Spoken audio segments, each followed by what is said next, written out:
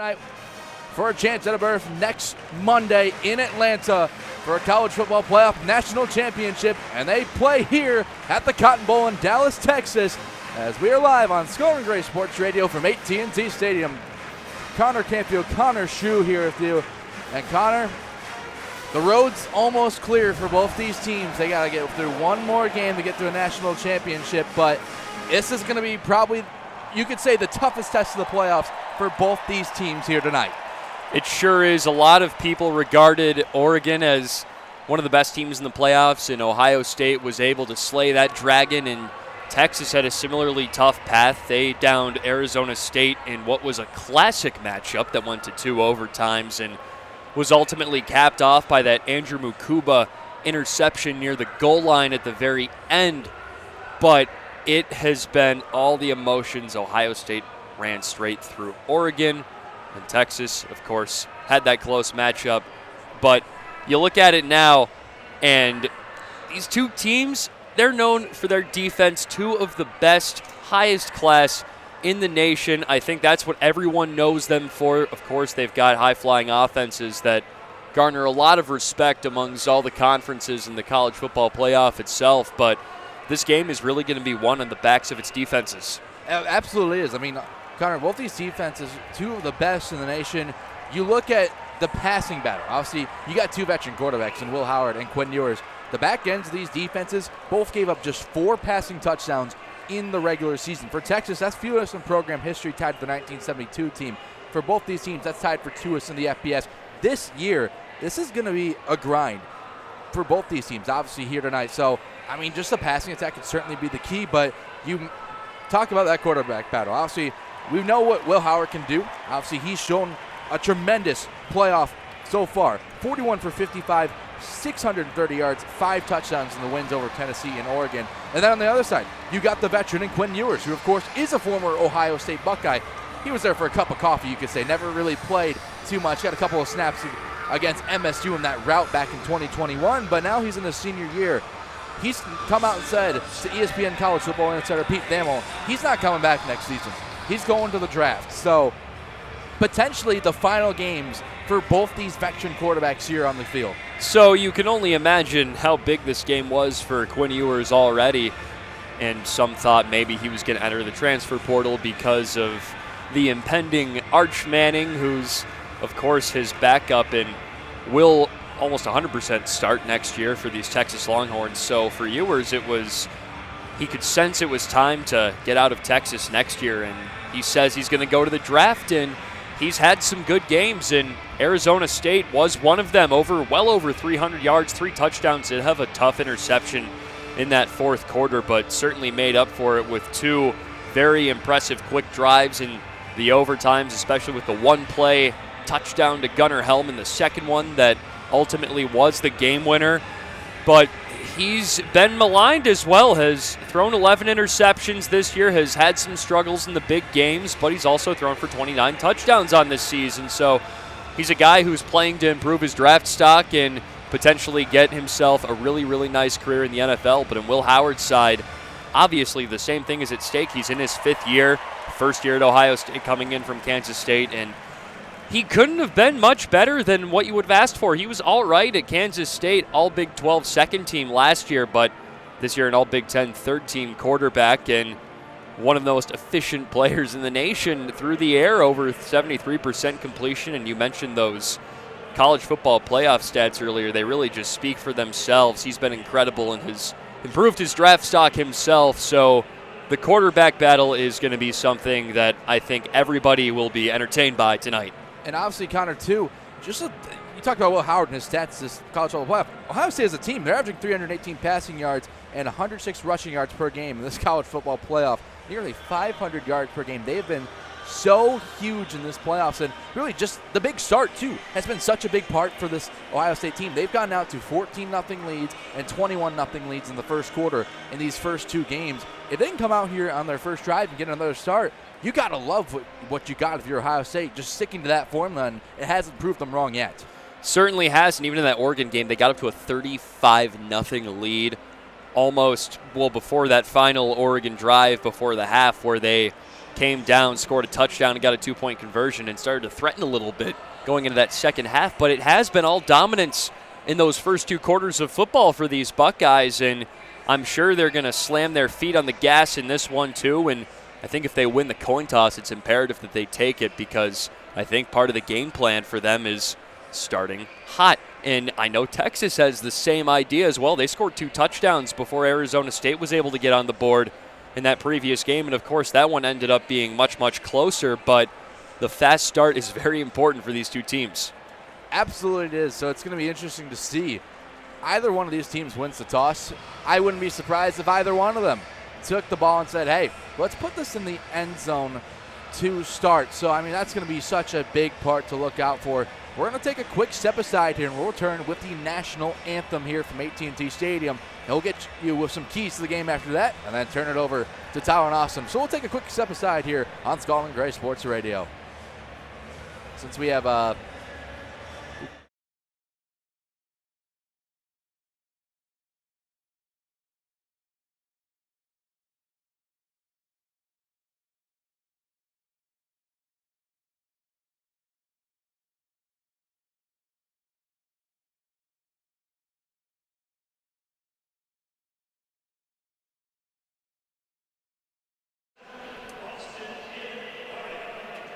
back here on Scarlet and Gray Sports Radio, let's go down to Ed Varney for the national anthem.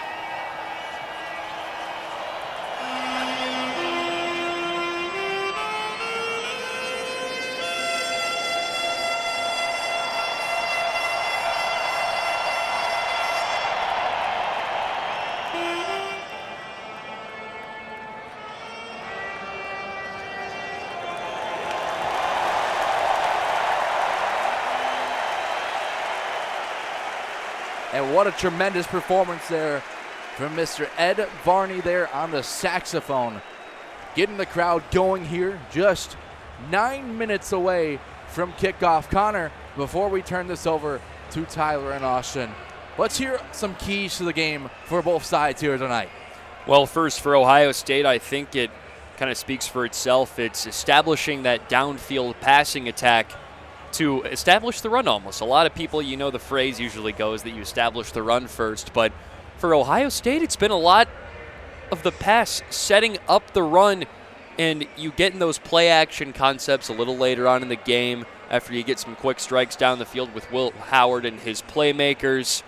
It's really been a recipe for success, especially in these first 2 playoff games, and how you saw them kind of rejuvenate their offense after the Michigan game, and Chip Kelly admitted it himself. He said they did some things wrong, and he really wanted to right those wrongs in this college football playoff, and he has more than done that, and it's all about keeping it consistent in that sense for Ohio State. And for Texas, it's about preventing that. You have some really talented players in the back end. Of course, you have the Jim Thorpe Award winner, Jahdae Barron, the cornerback. You might hear his name a couple of times today. He's an All-American, All-SEC first-teamer. Him and Andrew Makuba, the Clemson transfer, who's an All-SEC type player at the strong safety spot. He's a real ball hawk from there. 5 interceptions this year, 7 pass deflections for the senior in burnt orange. And those two are going to form a formidable duo with guys like Michael Taff and Malik Muhammad as well on that back end, and you got to be wary of them. And Ohio State has played good pass defenses before, but Texas not to be messed with. Absolutely not. With that, we'll take a break here on Scarlet Gray Sports Radio. Tyler Danburg, Austin Crume will have the first half for you from Dallas, as we are just 7 minutes away from this college football semifinal between Ohio State and Texas here from AT&T Stadium.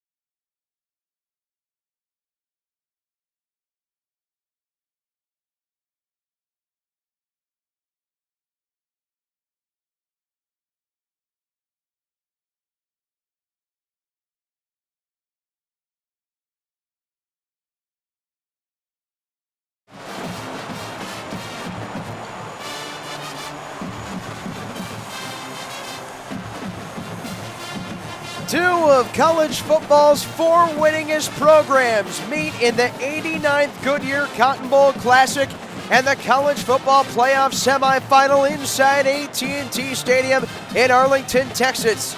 It's the 8th-seeded Ohio State Buckeyes at 12-2 against the home state's team, the 5th-seeded Texas Longhorns at 13-2. Hi, everybody, and welcome into Scarlet and Gray Sports Radio. Alongside Austin Crume, Connor Canfield, and Connor Schuh, I'm Tyler Danburg. Well, partner, we've made it to the CFP semifinal. Ohio State is out on the field. The lights are off here at Jerry's World. Texas has yet to enter out of the tunnel to our right, but you can feel the palpable buzz as the Longhorns and Buckeyes, with a win today, could go to the national championship. The first time for Ohio State since 2021, first time for Texas since 2005. And this just means a little bit more. When they expanded to 12 at the beginning of this year, there were some questions. Which team was going to be able to benefit more? One of the teams who's now in the national championship, Notre Dame, has benefited the most. They had their home game. No conference championship needed because they're an independent. This matchup that we're about to see be played on pay dirt, many had as the national championship game. Sark against Ryan Day. New SEC opponent against a rivaled Big Ten juggernaut who's going up against Oregon in that precious game in October. And of course, the woes going against Michigan. You put that all behind you now. Texas could not beat Georgia. Ohio State couldn't beat Michigan. Does not matter. Here they are in Arlington. This is what it comes down to. The Longhorns enter out of the tunnel to our right, led by Steve Sarkisian, who in 1996 was the Cotton Bowl offensive MVP for the BYU Cougars that became the first team in FBS history to win 14 games. Fast forward to 2025, with a win tonight, he can lead Texas to its third 14-win season. And yesterday at the coaches' pressers, somebody made that question to him and said, how does it feel? Laughed it off a little bit, says, of course, different situation of now coaching, not playing. It's still the same. You want to go out, you want to win, be the best, and you want to play against the best. And he said having the opportunity to go against Ryan Day, one of the best in the country, is one of the reasons you take a job at Texas. Ryan Day is 68-10, but on January 1st, 2025, in his 6th season as full-time head coach, 7 overall, he got his first win over a number 1 team. A dominant win over number 1 seed Oregon, 41-21. And let's go downstairs to the referee, Jerry Magallanes for the coin toss.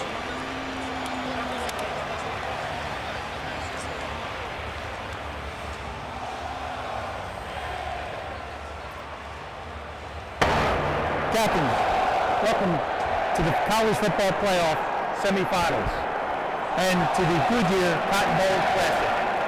My name is Jerry Magallanes. I'm your referee. Mr. Kelvin Walker, do you have a coin for us today? Thank you, sir. The coin we will be using has both teams on it. This is Ohio State. This is Texas. I will flip the coin. Whoever shows up top will win the toss. Good luck. Ohio State, you win the toss. You want to defer to the second half. You'll flip the football. Which way do you want to kick? Put your backs down there. Texas, put your backs down here, please. Ohio State wins the toss. They elect to defer and will kick off. Texas receives first, then Ohio State receives in the second half. Captains for Ohio State, Jack Sawyer, Emeka Egbuka, who called it out, Cody Simon, and Travion Henderson for Texas. Juan Davis, Kelvin Banks, John A. Barron, the Thorpe Award winner, and Michael Taft. Well, Austin, you look around this crowd here at AT&T Stadium. It's an 80,000 seat capacity, but at standing room only like it is tonight, it's 100,000. A lot of burnt orange and some parcels of scarlet. It's like playing at either DKR down in Austin or playing at the Schuh up in Columbus. You knew it was going to be one of these games where you're going to have as many people you can pack into this place as possible. When the snow came in as well, the prices went down, and that allowed more people to be able to show up. It wasn't as bad. Also, quickly to the coin toss. You and I had this conversation. Both teams start quick. If Texas won the toss, it might have made sense for them to keep the ball and go on offense, but clearly they're going to go that way anyway. But Ohio State now has that opportunity coming out of the halftime. Barring any changes they need to make, they're going to go and try to strike. Ohio State 12-2 coming off a 41-21 thumping of number 1 seed Oregon. Their kickoff specialist and place kicker, Jaden Fielding, has the ball teed up at his own 35-yard line. Ohio State, the silver helmets, scarlet jerseys, white letters and numbers, silver pants, as Fielding sends it away from right to left. Texas returns from left to right in the all-white uniforms, burnt orange letters and numbers, Texas across the top of the chest with the Longhorn logo on each side. Back deep to return is Matthew Golden, who had 149 receiving yards in Arizona State's 39-31 loss in double overtime, as well as DeAndre Moore Jr. Texas just escaped, leading 24-8 in the fourth quarter and came away with a win. Fielding rushes up to the ball, swings the right leg through it. It's a wobbly kick that goes onto the burnt orange painted tee of the Texas painted end zone to our left, and out comes the Texas offense, led by former Ohio State quarterback Quinn Ewers. That's been the question and the storyline for this one, Tyler, for quite a bit. Quinn Ewers had a cup of coffee with the Buckeyes, got his money in NIL and came home. The kid from Southlake, and now he's going to try to lead against him. A defense that not only knows him and his cadence, but know him personally and some of his best friends he's going against on the defensive line. The number 21 scoring offense in the country, Texas, against the number 1 scoring defense and total defense in the country, Ohio State. 1st and 10, Texas in the pistol formation at their own 25-yard line. Juan Davis, the tight end, motions from left to right. The running back is Quintravian Wisner. It's a toss to the right side for Davis. Hauls it in at the 35, plunges on the numbers to the 32-yard line where Denzel Burke and Caleb Downs cut him down. The starting offensive line for Texas, Calvin Banks, the Outland Trophy winner, DJ Campbell, Jake Majors, Hayden Connor, and Carson Williams is back there at right tackle. The running backs are Quintravian Wisner, Jaden Blue, wide receivers Matthew Golden, Ryan Wingo, Isaiah Vaughn, tight end Gunnar Helm, and Quinn Ewers is at quarterback. He's behind the center, Majors, a receiver split out each way. It's 2nd and 6 from the right hash at Texas's own 32-yard line. Snapping a handoff to Wisner off the left side, and he's across the 30 where Jack Sawyer wrangles him down short of the line to gain. That's a pickup of 4. And Jack Sawyer had quite a game last time he was your partner. You and I got to watch that when they went against Missouri last year at the Cotton Bowl. That was a 14-3 loss to Missouri. This is Ohio State's 5th trip to Cherry's World and 3rd Cotton Bowl trip altogether. Texas has played in 23 Cotton Bowls, more than any other opponent. Ohio State on the far sideline, waving towels, trying to rile up the crowd. It's an offset I formation. Ewers under center. 3rd and 2 from between the hashes at the 33-yard line. Direct rollout to the right for Ewers. Pumps once, floats it right sideline, and a left-handed catch speared by Matthew Golden inside the Ohio State 45-yard line. And Texas moves quickly with 13:30 to go in the first quarter on the opening drive. An absolutely beautiful ball to Golden. He beat the coverage against Davis, and Igbinosun didn't even turn his head and dropped it right on that bicep you talked about of his left arm, going to the numbers. Matthew Golden, 4th in the SEC in receiving yards. Came in with 936. 1st and 10, Longhorns at the Ohio State 43. 3 wide for Ewers, pitches it around the left end of the freshman. Ryan Wingo turns the corner past Sonny Styles across the 40. Tiptoes the left sideline near the line again, which is the 34. And Denzel Burke escorts him out of bounds. That's Ryan Wingo, a guy you said to keep an eye on. He's one of the quickest guys you have to think about. The freshman out of St. Louis, Missouri. He has such a high ceiling, but he's somewhat fallen down in the depth chart behind guys like Matthew Golden and the Bama transfer Isaiah Vaughn. No score, 12.5 to play, first quarter. The winner of this game goes to the national championship to take on Notre Dame. Backfield empties for Ewers. 2 tight ends stacked to the left, 3 receivers to the right. Ohio State with 4 down linemen. Here's the snap to Ewers on 1st and 10. His pass got batted down by who else but Jack Sawyer. That is his 6th PBU in the last 3 games. JT Tuimoloau also helps. It's 3rd and 4. He's been playing baseball out there in the center field if you really want to put those comparatives out there. Jack Sawyer in the past couple of weeks, his drop back motions, his ability to get the hands up, and JTT to help him along with it. It's a combo at the edges you cannot forget. Tuimoloau, 15.5 TFLs in his last 12 games. 3rd and 4, Texas on the left hash at the 37 of Ohio State. Gunnar Helm, SEC's leading tight end, is on the wing to the right. Snap to Ewers. He hands to Wisner. Gallops off the right side. Sawyer stonewalls him near the line to gain as Wisner tried to maneuver off a right tackle block from Carson Williams. And he is stopped short. Decision time here for Steve Sarkisian after a gain of 1. If you're Sark here in this point, it's 4th and 3. You've wasted a couple of minutes. It looks like Ohio State is going to keep more with their secondary coverage. Partner, I would not be surprised to see play action here for Quinn Ewers get the extra block from Wisner. 4th and 3, Texas. 36 of Ohio State inside the left hash. Shotgun formation for Ewers. Wisner sidecar left. Ohio State brings the nickel. Here's the snap from Ewers. Pressure from his right. Delivers right hash. It is knocked away. Cody Simon in coverage. The intended target was DeAndre Moore Jr. And Ohio State in its own defensive territory at the Buckeyes 36 gets a turnover on down. It really was a zero-sum none game. 0 against 0. DeAndre Moore against the block-o man in Cody Simon. Simon, the middle linebacker, comes away, flies the wings, and now the Buckeyes have a shot to do it with Will Howard. 11:42 to go in the first quarter. No score between Ohio State and Texas. When we come back, Will Howard, who has faced Texas 3 times in his career, all at Kansas State, trying to get his first win over the Longhorns in his 5-year college career. We'll see what he can do on his first possession when we come back on Scarlet and Gray Sports Radio. You're listening to the 89th Goodyear Cotton Bowl Classic.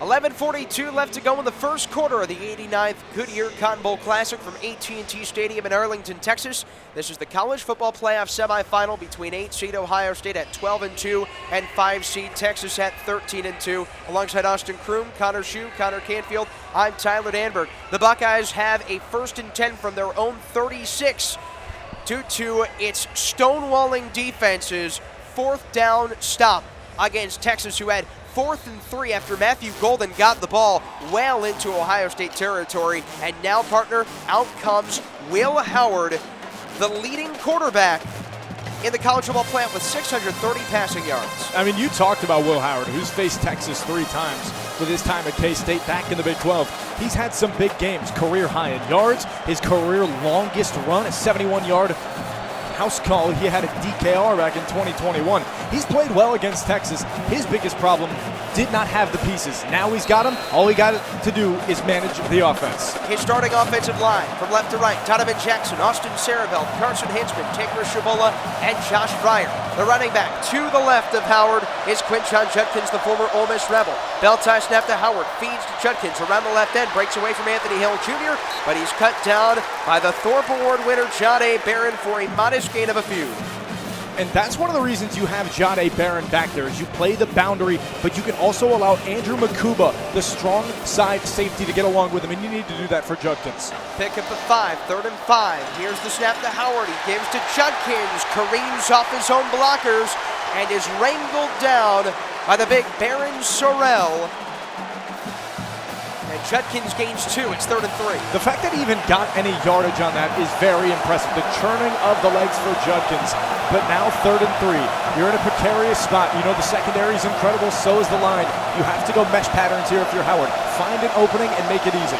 The receivers are Jeremiah Smith, the true freshman with over 1,200 yards. Emeka Egbuka, Carnell Tate, G. Scott Jr. wide to the left. Judkins sidecar left of Howard. 3 down linemen for Texas, edges show pressure, 3rd and 3, Ohio State at its own 43. Howard the snap, delivers right sideline, hauled in by Emeka Egbuka, who swept across the middle, pulled it in the flat, and picks up the Ohio State 1st down. And John A. Barron was right behind him. There are not many times the Thorpe Award winner is met in a foot race and loses, and that time it happened. Something to think about for Egbuka. Went with speed, bursted back to the outside, and that's the reason he got a 1st. Gain of 5 for Egbuka, 7 receptions shy of becoming Ohio State's all-time leader in that category. Michael Taft, the former walk-on for Texas, is the center fielder playing high safety. Play fake for Howard, fires right hash in numbers, and a leaping catch by Carnell Tate as Will Howard threaded it between triple coverage for a 13-yard pickup at Ohio State, matriculating the ball down the field with a tie game at no score and under 10 minutes to go in the first frame. Partner, he threaded that all right. That was in the hands of Anthony Hill Jr., and he didn't close him fast enough, and it went to Carnell Tate. Luke Montgomery now in at left guard. Howard in the gun. 1st and 10 Buckeyes at the 38 of the Longhorns. 9.5 to go in the first quarter. Twins receivers each way for Howard, who grabs the bell tie snap. 4-man rush. Howard launches right side of the end zone over the hands of the leaping Jeremiah Smith. John A. Barron and Andrew Makuba were bracketing him in coverage. Smith, a week ago against Oregon, had 187 yards and 2 touchdowns, but that time the dots did not connect, and it's 3rd and 10. You knew if there were going to be 2 players to bracket Jeremiah Smith, it would be John A. Barron and Andrew Makuba. They play with such aggression and fire. And even that, Will Howard, plenty of time in the pocket. The O-line looks like they're fine. Maybe go for it again if you have to. 2 of the top 3 pass defenses in the country going at it tonight with a trip to the national championship in Atlanta on the line. That's on January 20th. Texas shows pressure. Howard gives to Judkins, stumbles across the 40, and he's inside the 35-yard line as he gains 3. Anthony Hill Jr., Texas' leading tackler, wraps him up around the ankles. It's 3rd and 6. I think you got to go maybe a screen pass here. Try to get Jeremiah Smith some space. Maybe Egbuka. We've also seen Carnell Tate. Tate, Egbuka, Smith trips to the left. G. Scott Jr., single man right. Travion Henderson motions out of the backfield to the right. Anthony Hill Jr. calls something to Ethan Burke, the left defensive end for Texas. They're going to bring the house. 3rd and 6 Ohio State. Snap to Howard, fires between the hashes, and it's wrangled in by Emeka Egbuka for another Ohio State 1st down. Egbuka now 6 catches away from the OSU all-time record. Leonga LaBelle getting the start at-will linebacker pulls him down after a pickup of 13. And Will Howard even said it. When he went from K-State to OSU, he had to get through his progressions and find them faster. He only went to his second, and that's all he needed. Emeka Egbuka in center field. Buckeyes started off at their own 36-yard line. The ball now kisses the right hash at the Texas 23. No score. 8:10 to go. First quarter. Bell-tie snap to Howard. He's got 4 wide. Bounces in the pocket. Delivers over the middle. It's hauled in by Egbuka. Hit at the 12. Stays on his feet inside the 10, where Anthony Hill Jr. brings him down. But Emeka Egbuka with his third first down catch of this drive. And it's first and goal Ohio State just inside the Texas 10. Another beautiful ball over the middle. And here's what I see, partner. Travion Henderson goes out. Quinshawn Judkins comes in. But guess who's staying? The biggest piece for me, G. Scott Jr. They're going to have him on the wing or fake, and now they switch to Kazmarek, an even better blocker at the right side. Kazmarek to the right of the right tackle Howard. Carnell Tate, single man right. Abuka Smith, wide left press coverage. Bell-tie snap on first and goal to Howard. It's a play fake. He fires over the middle, and it's dropped by Carnell Tate, who was striding one-on-one with John A. Barron. That would have been an easy touchdown.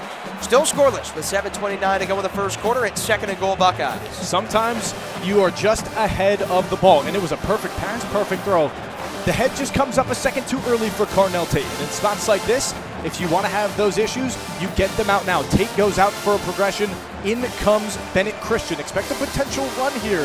The extra package of tight ends. 7:29 to go. First quarter, no score. Ohio State ball from right to left in the red against the Texas defense in the white. Will Howard is under the center. That's Carson Hansman. Single back formation. Quinshawn Judkins in at the tailback. It's a handoff to Judkins. Breaks the tackle at the 7. He plunges forward inside the 5. Extends for the goal line. Touchdown, Quinshawn Judkins. He wiggles down the right hash through contact and puts Ohio State on the board first in the 89th Goodyear Cotton Bowl Classic. It's 6-0 OSU with 7:24 to go in the first quarter. And just a methodical drive from Ohio State. Joey Fear said it best last year. You want a team who does it, you got to take time and patience. 10 plays, 64 yards in 4 minutes and about 20 seconds for Judkins to get to the house. Quinshawn Judkins scores his 42nd career touchdown. John Froman, the long snapper, whips it to the holder, Joe McGuire. Jaden Fielding boots it and splits the uprights to cap off a 10-play, 64-yard, 4-minute, 18-second drive for Ohio State, capped off by a 9-yard plunge by Quinshawn Judkins for Ohio State. 7:24 to go in the first quarter. Buckeyes on top of the Longhorns in the college football playoff semifinal. You're listening to Scarlet and Gray Sports Radio's presentation of the 89th Goodyear Cotton Bowl Classic. Buckeyes 7, Longhorns nothing in the official student radio home of Ohio State Athletics.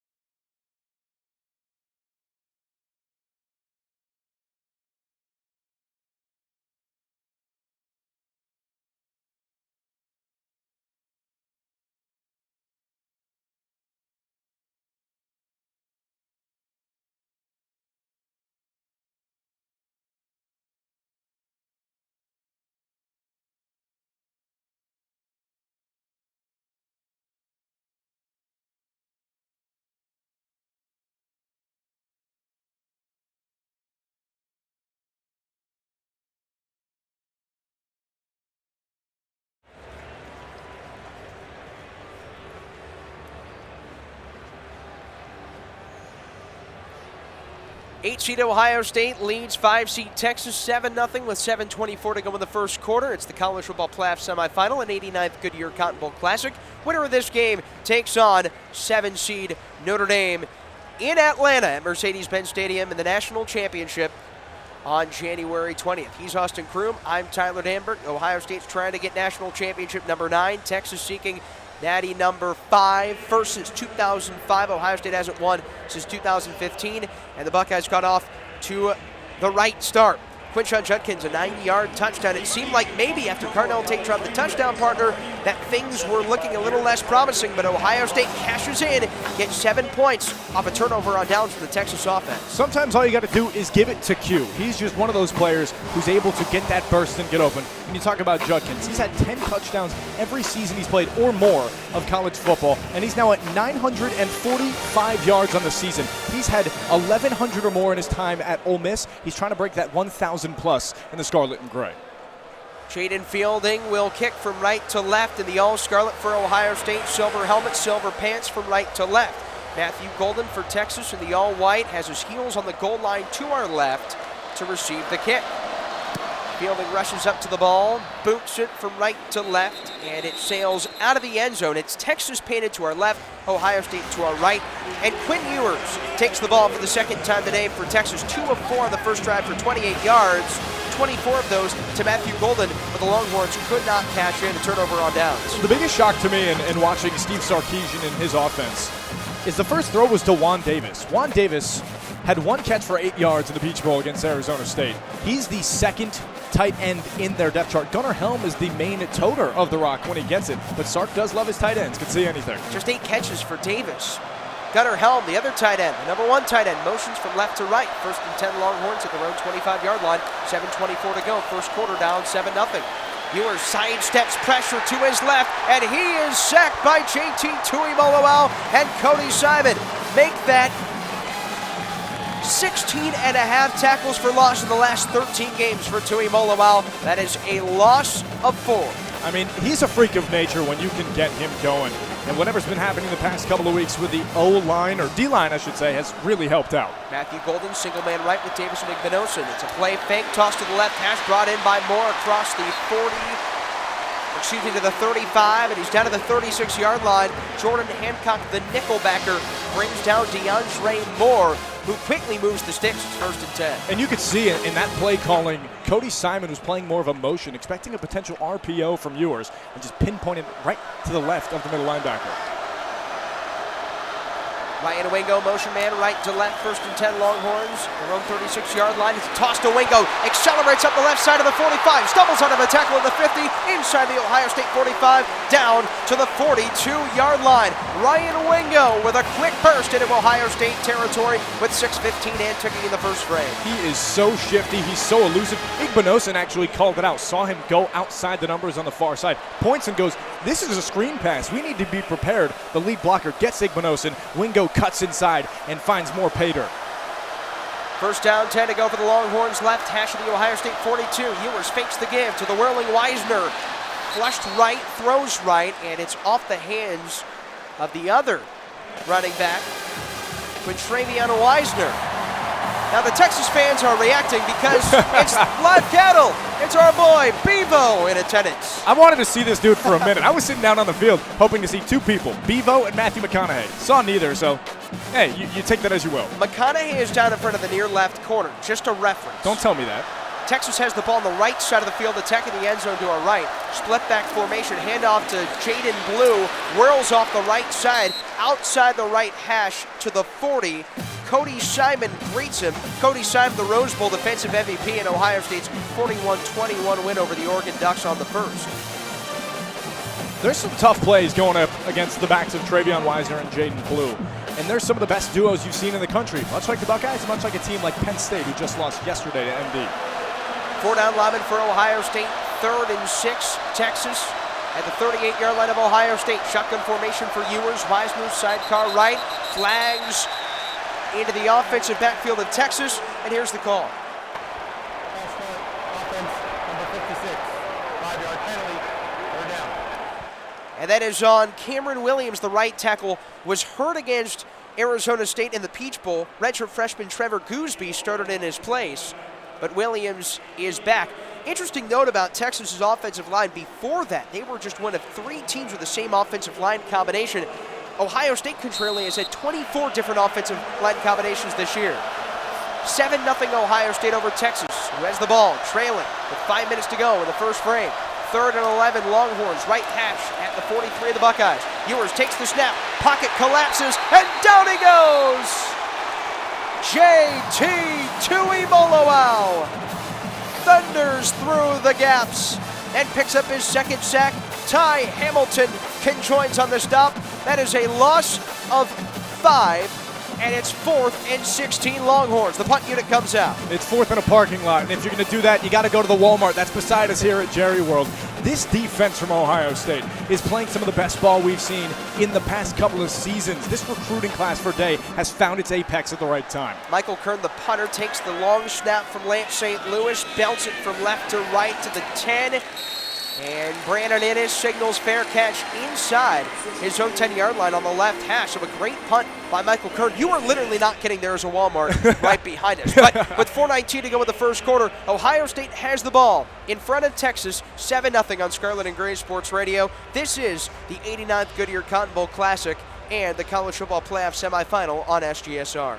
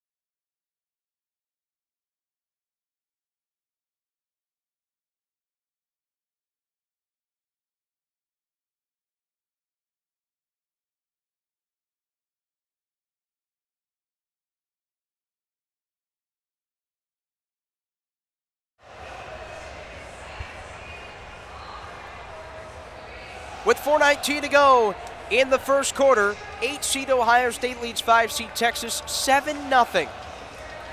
From AT&T Stadium in Arlington, Texas for the 89th Goodyear Cotton Bowl Classic. He's Austin Crume. I'm Tyler Danburg. Connor Schuh and Connor Canfield have the call for the second half. Texas has yet to find the end zone, yet to find the score sheet on 2 possessions. Ohio State will have 1st and 10 at its own 8-yard line after a booming punt by Michael Kern of over 45 yards. And what are you looking for from this Ohio State offense that has scored now in this college football playoff 90 points through 3 games? It's not going to be the scoring, which I think is going to surprise you because, well, Austin, clearly, what else is it going to be? It's the clock management at this point. You got 4:19 left. The first drive took about as much time as on the clock, if not a little bit more. And that's a question you have to think about. If you're Will Howard, you have the ball to not only start the second half, but imagine wasting the end of this first quarter, keeping the ball on your side and just matriculating down the field slowly and getting first downs. That would be a way to really get into the head of Pete Kwiatkowski, the defensive coordinator for the Longhorns. Kwiatkowski said he first was interested in the Texas job after thinking about his memories in the 1978 Cotton Bowl Classic. 4:19 to go, first quarter, 7-0 Ohio State with the lead and the ball over Texas. The Texas Longhorns fans reacting to Academy Award-winning actor Matthew McConaughey getting shown in his patented burnt orange leather coat and cowboy hat on the Jumbotron, one of the largest Jumbotrons in the world of sports. That it is. Shotgun formation for Will Howard. The running back is Travion Henderson. Low snap to Howard. Fakes the give to Henderson. tosses right flat, caught by Jeremiah Smith, breaks a tackle at the 3, across the 10, outside the numbers to the 11, where Trey Moore, the UTSA transfer, wrangles him down. First catch for Jeremiah Smith, who is tied for 3rd in the country with 14 receiving touchdowns, 6th with over 1,224 yards. And you can see the vision of what Howard wants to do. He wants a similar play to what happened against the Oregon Ducks right at the beginning. You find the gap and let Jeremiah Smith run free. Ohio State outscoring opponents 55-18 in the first half in the college football playoff this year. Trying to get to the national championship for the first time since 2021.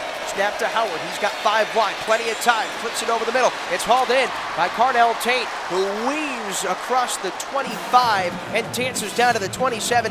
Leonga LaFowl, the Whale linebacker, finally tracks him down after a first down catch for Tate. The biggest question in this game, how are you going to bracket Jeremiah Smith and be able to stop Emeka Egbuka and Carnell Tate? Well, for the time being, they haven't had any extreme explosive plays, but they have been moving the ball in exact pace that you want if you're Ohio State. 3 minutes left, first quarter, 7-0 Ohio State with a lead in the ball. Single back formation for Howard. It's a play fake. He's got plenty of time. 4-man rush, pump fakes left, scrambles right, outside the hash, outside the numbers, dances to the 20, tiptoes the right sideline, past the 25, and ushered out of bounds by Andrew Makuba near the 30-yard line. Will Howard is 0-3 light time against Texas, while at Kansas State, his first year at Ohio State with a win today and his first against UT, he could send the Buckeyes to the national championship. And you could see with Howard on that, he pump faked twice, the same progression, which meant they're bracketing Jeremiah Smith again. So what do? You take it yourself and gain a couple. 2nd and 8, Ohio State from the right hash at its own 26-yard line. Howard in the gun.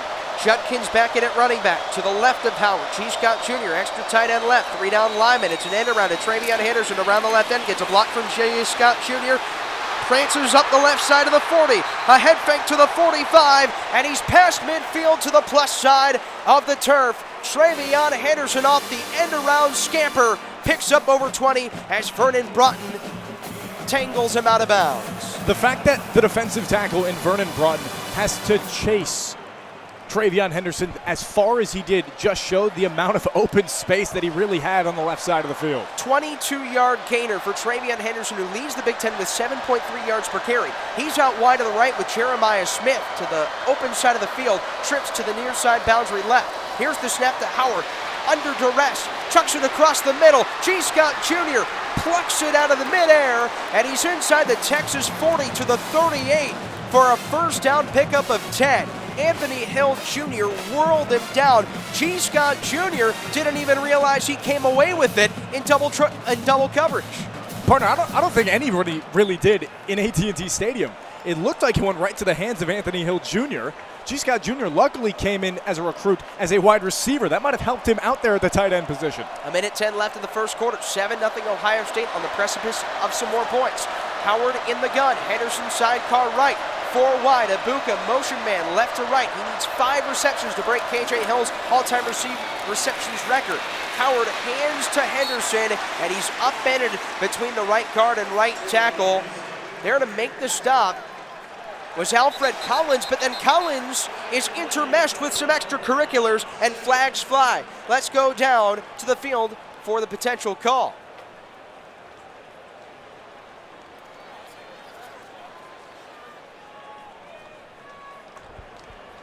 Here's Jerry Magallanes.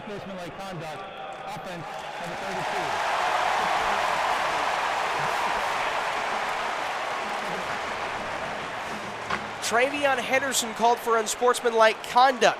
Clock stopped at 47 seconds in the first. 7-0 Ohio State over Texas, and the Buckeyes back into the minus side of the field.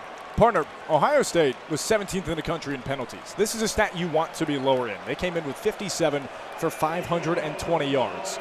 They're now 58 for 535 yards in the entire season. 15-yard loss.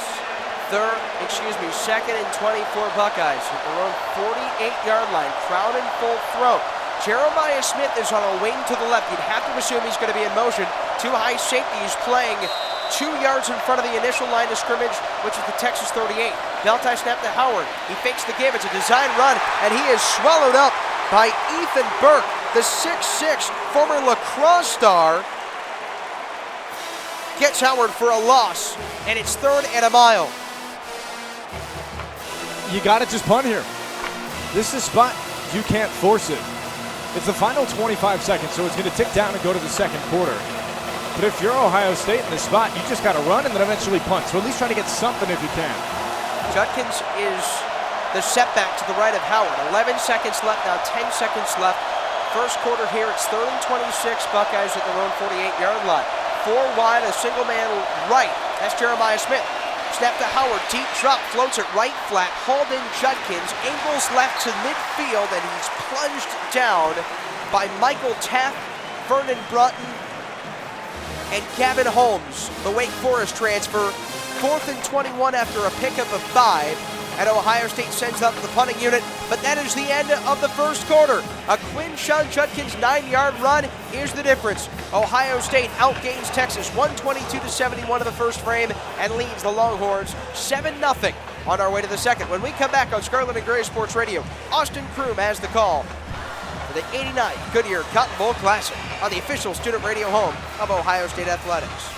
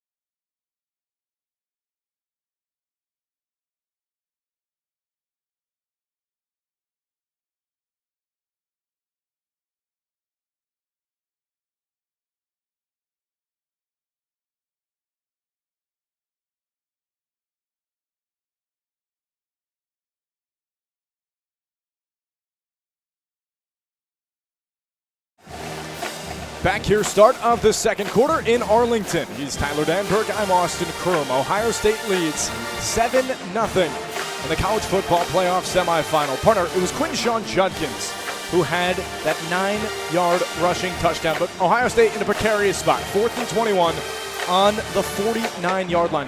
They're going to have to bring out the punting unit here and hope that their defense can be as locked down as they could in the first 2 offensive tries for Texas. Well, Joe McGuire has 12 punts inside the 20. This is where you play the field positioning game and try to pin Texas. Now, when you go back to the Cotton Bowl Classic last year against Missouri, Ohio State had some experience. 16 total punts in that game, but this is a little bit of a different magnitude with some more long-term implications after the game ends. With the way Ohio State's defense is playing, they haven't been on the field as much as well as Ohio State has 2 more minutes of possession, but nonetheless, this is where you can flip the field if you're McGuire. Silas Bolden back inside the 10 for Texas when they'll get the kick away from Joe McGuire. And you talk about those punts, 9 last year for Jesse Mirko, who transferred to Vanderbilt and then happened to win the SEC Punter of the Year. So maybe he got some extra practice. Joe McGuire did not. He was suited up in that game in the same scarlet tops and gray bottoms that the Buckeyes wore in that one. Texas in their white and burnt orange. The SEC graduate Silas Bolden out of Rancho Cucamonga, California. Now angles to the middle in between the hashes. McGuire at the right hash. 4th and 21 on the 49. He gets it back, laces up, bombs it left, ending and tailing inside the 10. It's a catch made from Silas Bolden, who runs left, has a convoy inside the hashes, now past the 20, goes 35, bobbles the ball, drops it, gets back onto it at the 25 of the near side of the field. And that was a close one. The Buckeyes almost came away, but Ewers luckily in good positioning. C.J. Hicks was the reason the punch happened. Well, that could have been a major special teams miscue there for Silas Bolden, who had the punt return touchdown, as you said. C.J. Hicks stopped them. Caden Curry almost popped it free. Special teams was one of the things that decided Texas's win against Arizona State. It's that 1st and 10 on the 25. Texas going with their 12 personnel package. Quinn Travion Wisner on the left side of Ewers, a former Buckeye. 14:46 to go, sends a man in motion. It's a handoff. He gives it to his back, runs left, hits stutter steps to the right, and meets Sonny Styles in the middle of a parking lot. A gain of nothing. Well, you've seen Texas try to go outside the tackles, but they've either bounced off their own offensive linemen and have cut it back in, or they've tried to make a little bit more happen after Ohio State has got numbers on the ball carrier. Ohio State, they're not afraid to play too high. They're keeping Caleb Downs right in the middle of the field. Now Ewers is in pistol. Weisner still behind him. He now sends him wide. It's empty set. 2nd and 12. Here comes Ewers. Looks right, throws to the flat. That time Weisner gets it outside the numbers at the 25. Scampers up to the 29, and Jordan Hancock stops the motion. Flag is down. We'll see what the call is here in just a second. The officials converging near the 25-yard line. They might get a hold on the lead block here on the screen pass. Personal foul. Face mask. Number 4.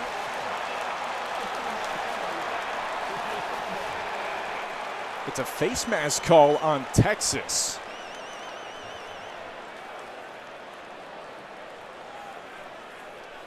They're saying Matthew Golden. That's who they're showing. No official calling here. Yeah, and they show it now against Cody Simon. Full fist on the right side of the face mask for Simon. So it goes back a 14-yard penalty.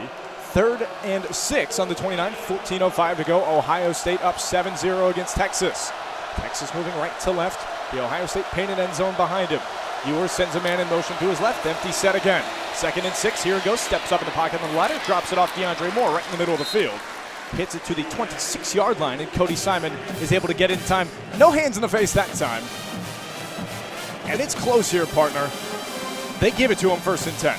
And it was just enough for the first down for Texas. DeAndre Moore coming in, number 4 receiver for Texas, but he's made some big catches in this ball game. They actually just switched it back. They said it was 1st and 10, now 3rd and 11. Anyway, they'll keep it moving. 13:22 to go. Ewers, sidecar Weisner. 3 receivers on the left. Deep in the pocket, stopped, smacked, and the ball drops out. Who steps on it? It looks like the O-line and Kelvin Banks Jr. and DJ Campbell. The Buckeyes are celebrating here, partner. Campbell has the ball, but JT Tuimoloau and Caleb Downs drop down and punch it out of the former Buckeyes' hands. This is Caleb Downs, the 39th OSU All-American, making an impact.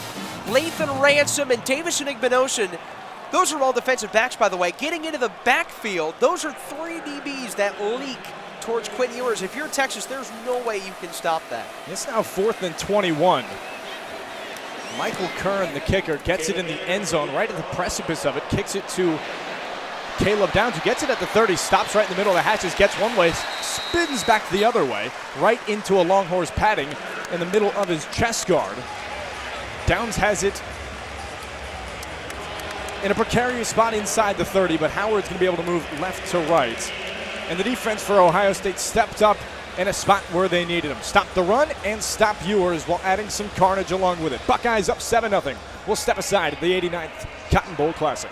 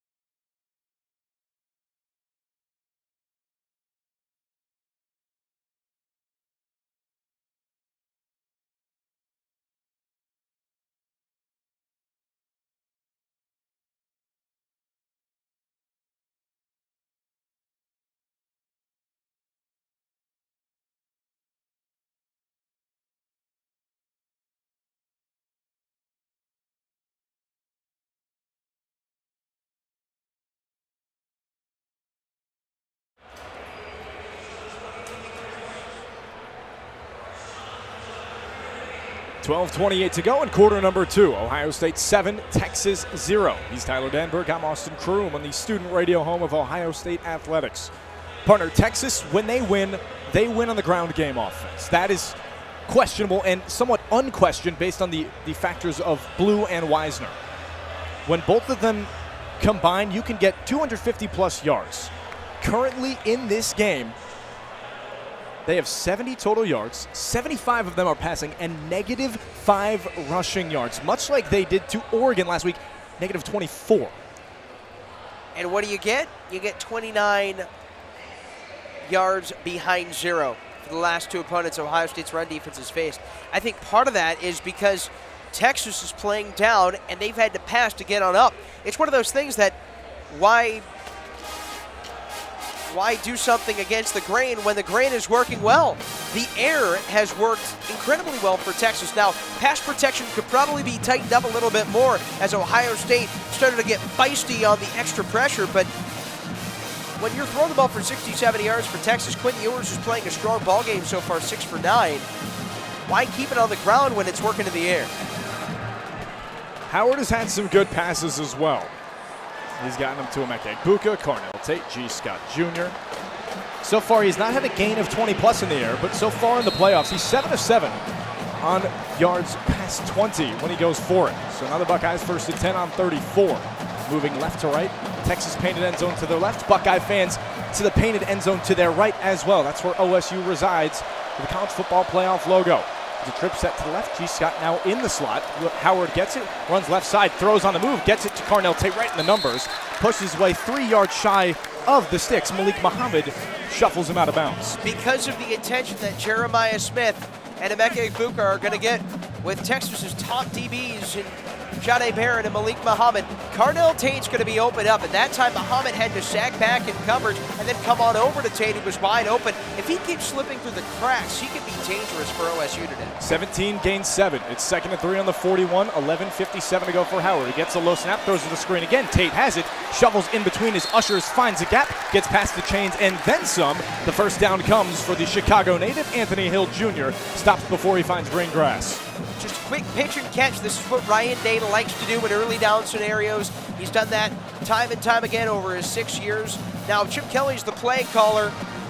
First time that's happened under Ryan Day's tenure, and it seems like they're really hitting their stride, the CFP. They're moving at the left hash for Howard. He's got the sidecar. Judkins already has a 9-yard rushing touchdown in this one. That's the only point, 7-0 OSU. Here comes Howard with plenty of time in the pocket. Dropping back at the 25, throws it left. He was under pressure. It goes past the Buckeyes sideline. Bill Norton stopped him. Only thing he could do is incomplete. Howard was hit after the throw. No flag coming. But this just proves that when you have the power of Norton and Broughton moving in the middle, you can get to Will Howard. Texas can rotate it. Bill Norton, what a career. This is first year at Texas, 1 at Arizona, played for the co-DC at Texas, Johnny Nansen, and at U of A, also 4 at Georgia. And a team that won 2 national championships under Kirby Smart. The team who beat them this year is in the Natty. It's Notre Dame. Buckeyes have faced them the past 2 years.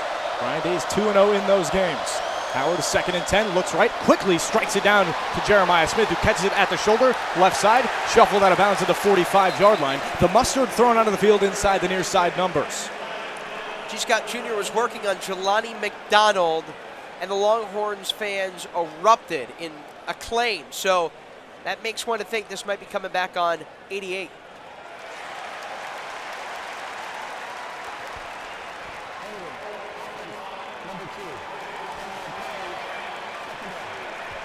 Holdings on Emeka Egbuka instead. Egbuka and G. Scott were on that right side with Jeremiah Smith leading his defensive convoy, trying to get out of the way. They're showing it again on the board. G. Scott actually is the one who had more pressure, but they called it on Emeka Egbuka. Regardless of the call, Buckeyes are back at 2nd and 10 on the 46. I think Egbuka actually did Texas a favor. He pushed Jahdae Barron into Jeremiah Smith. I mean, if you're going to do it one way, that's how you stop what many consider to be the freshman of the year. Colin Simmons, on the other side of things, was the Sean Alexander National Freshman of the Year. So power against power. Texas against OSU. 10:54 to go for Howard. He's up 7. Gets a low belt snap, looking over the middle. Plenty of time. Dumps it off right to the middle. It's Will Kazmarek. Gets his first catch in a couple weeks. Shuffles his way to the 47-yard line. Just a couple to flip.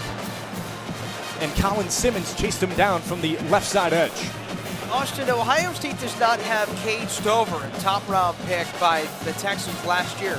But Will Kazmarek and G. Scott Jr. do such a great job blocking and then releasing. And that time, Kazmarek released to be Howard's safety valve. Kazmarek has not had a catch since Oregon.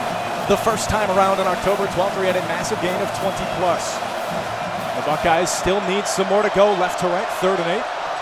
10-11 to go with 5 to go on the ticking clock. Howard under pressure, steps up in the pocket, climbs ladder, throws into traffic off the hands of Emeka Egbuka. It's the incompletion. And Michael Taff, the 5th-generation Longhorn, stops it, and the Buckeye punting unit comes on out. Well, it was because of the pressure.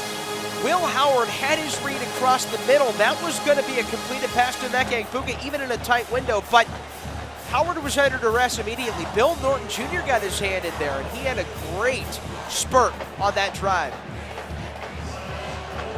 Midside of the hashes is Joe McGuire. Backside Silas Bolden. Each men lined up right in the middle of the field. Bolden inside the 10.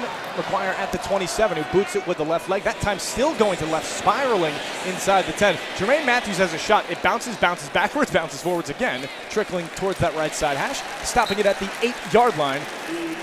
And you got to be thanking your lucky stars if you're Will Howard. Joe McGuire just put Quinn Ewers in a very uncomfortable spot. Special players on special teams, too. A punt inside the 20, a punt inside the 10, and that's good for Ohio State's defense. Special teams, special plays, special players. It's 9:52 left to go. Ohio State 7, Texas 0. We'll step aside on the student radio home of Ohio State Athletics.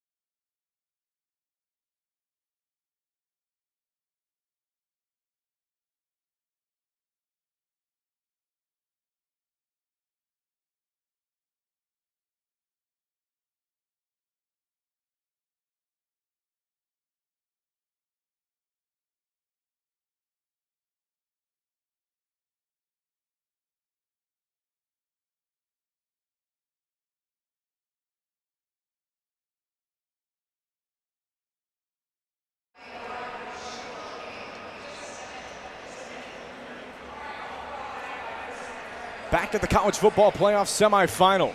Texas 0, Ohio State 7. The 89th Goodyear Cotton Bowl Classic. Partner, both teams came into this one pretty healthy. About as healthy as you can be playing this many games. Ohio State 14, Texas 15. Will Howard a little banged up. Same with Matthew Golden, the lead reception man for the Longhorns, who was second team All Big 12 last year as a kick and punt returner, and leading the team this year in reception yards and second in receptions.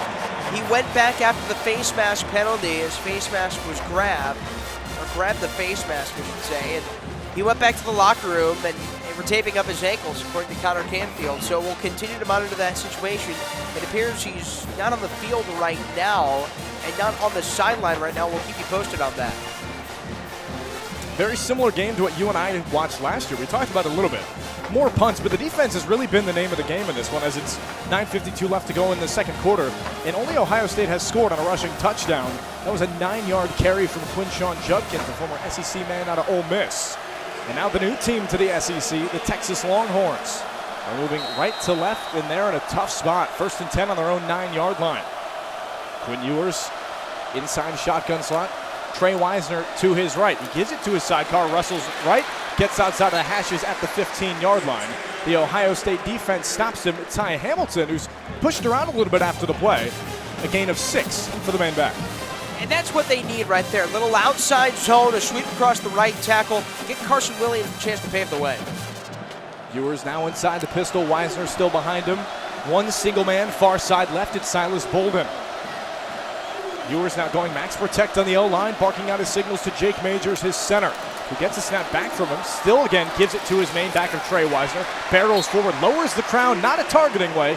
Gets forward just past the first down. If they give it to him, yes they do. But Sonny Styles stopped him before the open grass could be seen. The right guard, Hayden Connor, 44th straight start, was the one who paved the way. And then they kicked out the left guard as well. 8:56 in the second quarter. Ohio State 7, Texas 0. First and 10 on the 20. Bracket side right for Texas and Ewers, who gets it play action. In a pocket, dimes over the middle, throws it to his main tight end, Gunnar Helm. Takes a shoulder from Sonny Styles. He drops the ball. No flag is coming. Partner, if we're going to see some hits like that, my goodness, we're going to get some good time football. And that's why Sonny Styles can still have some of those safety attributes after making the switch to linebacker. That time, Helm brought it in, and Styles with a legal hit. That's a clean hit. He popped and used his shoulders. Just a high throw and a high impact hit. Partner, that would have been a gain of at least 14 if Gunnar Helm came away with it. And he leads the team in receptions with 58. Instead, Ewers second and 10 with 5 to go on the clock. It's getting loud here at AT&T. We'll see if Sarkisian realizes it on the near sideline. Now down to 0. No flags have flown. The officiating crew sitting there.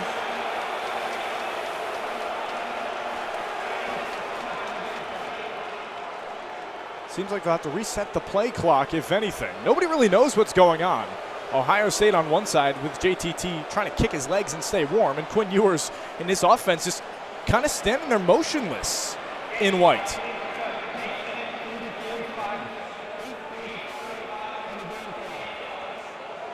So they are resetting it back to 25 seconds on the active game clock. It is 8:35 in the second quarter. Ohio State 7, Texas 0.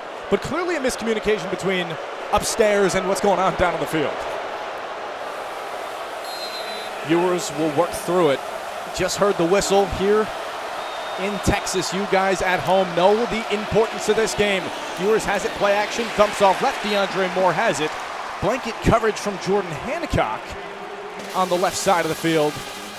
A Buckeye is down near the 24, a gain of 4 for DeAndre Moore Jr. But now the question is, who on Ohio State's side is on the ground? This is a defense, partner, that is the best in the country in a lot of aspects. It appears it is JT Tuimoloau who has played himself into being maybe even a first-round pick, at the very least an early day 2 pick in the NFL draft. Wincing on his knees, turned over to his right side. He's been playing the best stretched out football of his college career. Certainly hope he's okay. Kenyatta Jackson is second in the depth chart if JTT cannot continue for the remainder of this game. 3rd and 6 on the 24 for Texas. We'll step aside. Ohio State 7, Texas 0, 8:31 to go in quarter number 2.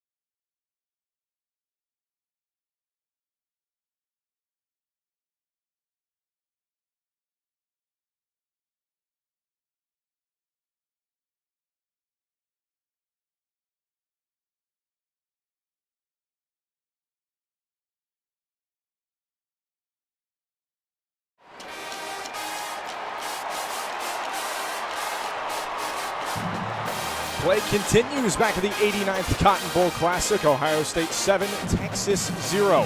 8:31 left to go in the second quarter. Coming out of an injury timeout, JT Tuimoloau out for the Ohio State Buckeyes, who has had 16 quarterback hurries in the past 3 games. Just limped off to the Buckeye tent on the far side of the field. Kenyatta Jackson will most likely be the man to fill in his spot at the right edge. And Jackson has gotten some high-octane snaps in the college football playoff. He had 34 sacks his final year at Chaminade Madonna Prep in his senior year of high school football. He is a highly touted prospect. There's a pass play coming up for Ewers. He's in an empty set. Trips receivers left, 2 on the right side. 3rd and 6 on the 24. They got to move it against a stout Buckeye defense. Ewers sends a man in motion.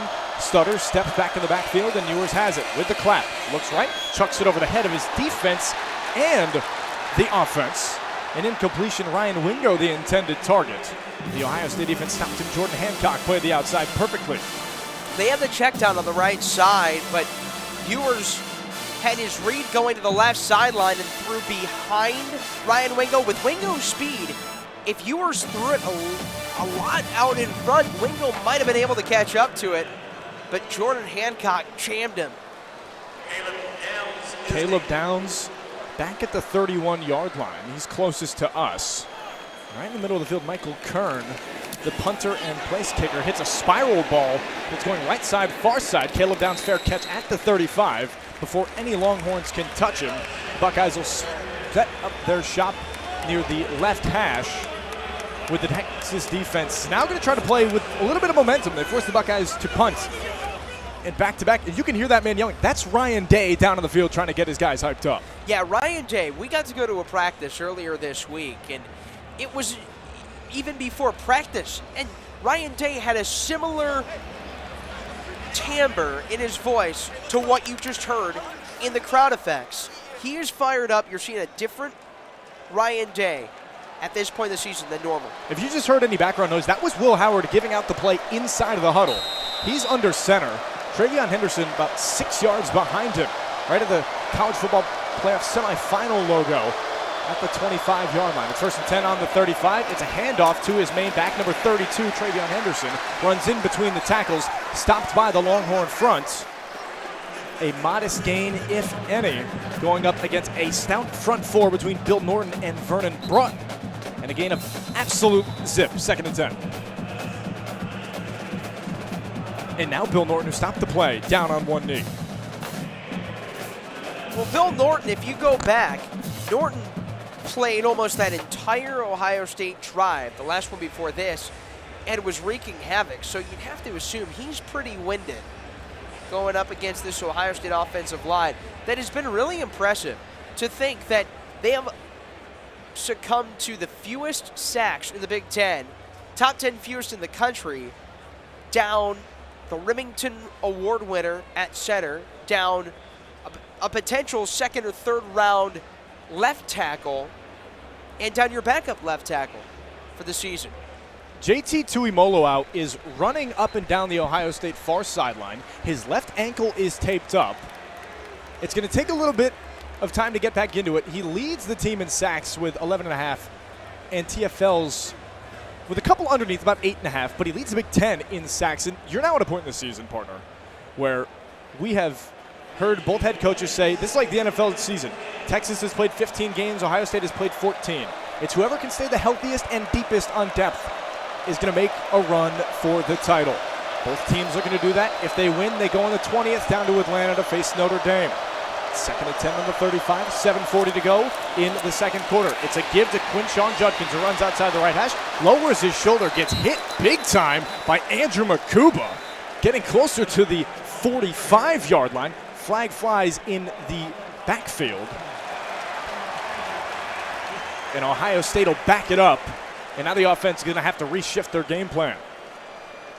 And that's so debilitating sometimes when you get that big run. But it was interesting. Travion Henderson was the offset fullback to the right. Now, Chip Kelly at the start of the year said he was not going to have the two backs out of the field at the same time. But clearly there's a recipe that's working for that tandem. Colton Vasek, the hold from Josh Fryer, the right tackle for Ohio State. 7:26 and ticking here at AT&T Stadium. Ohio State 7, Texas 0. 2nd and 20 on the 25. Far side hash for Howard. Man at his hip. It's Travion Henderson, trips receivers on the right. Jeremiah Smith, single man on the left side. Howard, what do you got? Looking in a pocket. Chucks it over the middle. G. Scott Jr. with a jumping catch. Lowers the shoulder. Stumbles his way closer to the 35, about the 33-yard line. He's hit big time. Bill Norton and Maurice Blackwell, the two Longhorns, to stop Ohio State's main tight end. G. Scott Jr. with a couple of grabs today. Give him 2 and 19 over his last 10 ball games. 3rd and 13 on the 32. Now you hear the home Texas fans who made the 200.4-mile drive from Austin all the way here to Arlington. Howard has played in these pressure spots, but he's 3rd and 13 with 6:25 to go. Whistles fly. Buckeyes drop the ball. The officiating crew running together out of the ACC. No timeouts have been called so far in this game, partner, but we'll see what happens. Here's the call.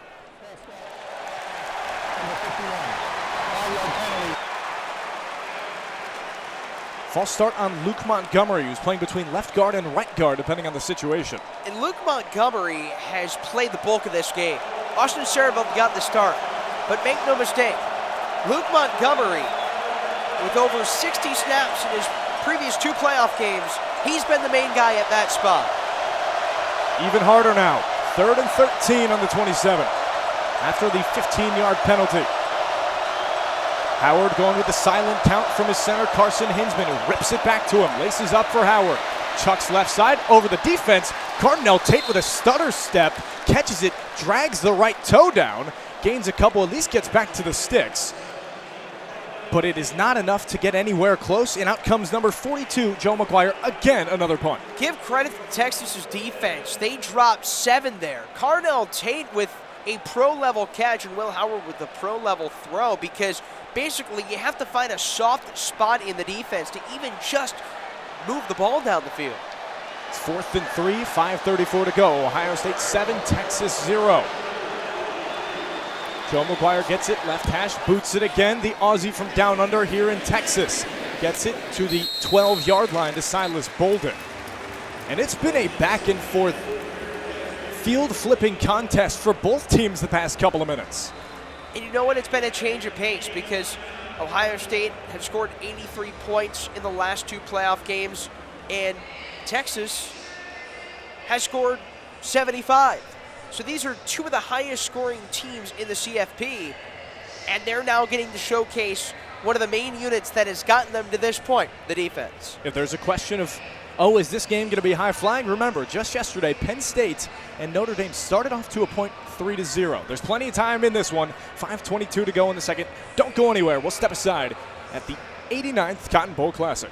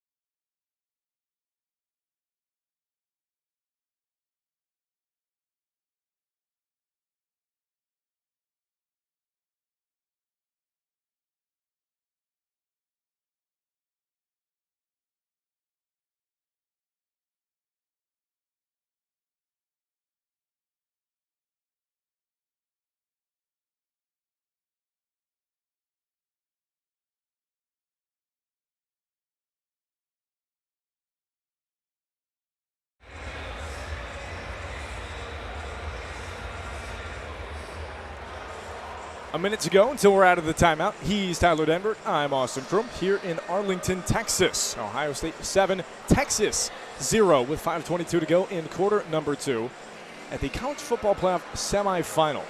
Partner, Ohio State's last game, they throttled Oregon. That was an impressive showing. 41-21, they beat the Ducks at the Rose Bowl. The Longhorns, who are at the Peach Bowl facing Arizona State, won 39-31 in double overtime.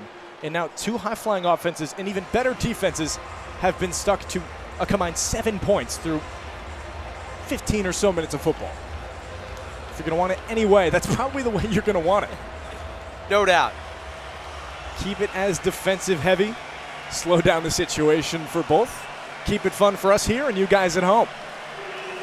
Ewer is now in a spot where he's not really driven since his first go-around for the offense. Went out of huddle, sent him all wide at the right side hash. 1st and 10 on the 15. The regular setup camp for Ewers, who gets it, chucks it into the flat. DeAndre Moore, who's got it. Caleb Downs is playing off the edge and gets him. Actually, that's Isaiah Bond.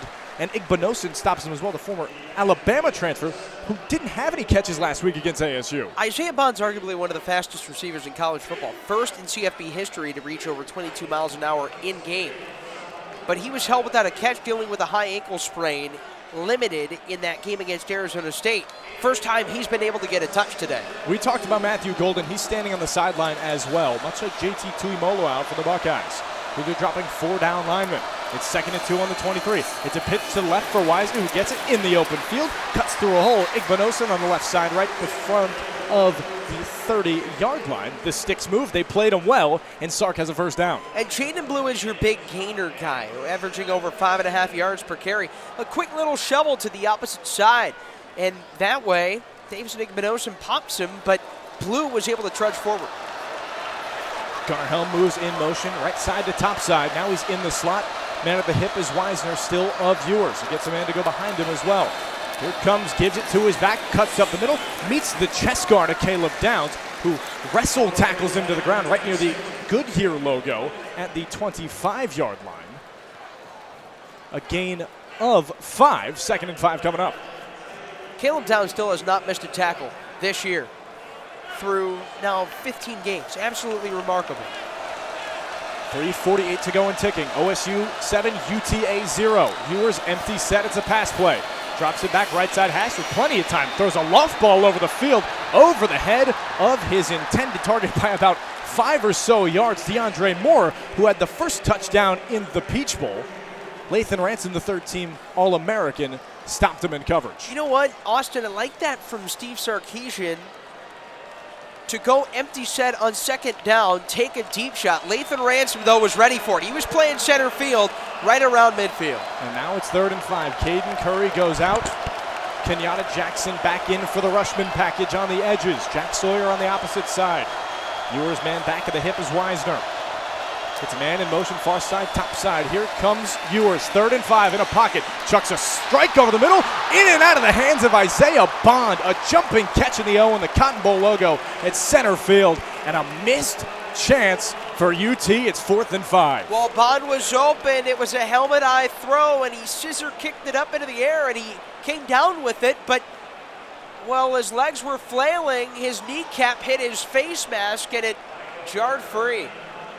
Similar to what happened with Carnell Tate on the opposite side of things, where his head was up, his hands were down, and it went through him. The punt leaving away for Caleb Downs at the Goodyear logo in the middle of the hashes. Fair catch, almost gets hit with some contact from the defense. Luckily gets the arms to go above the shoulder. No one touches him.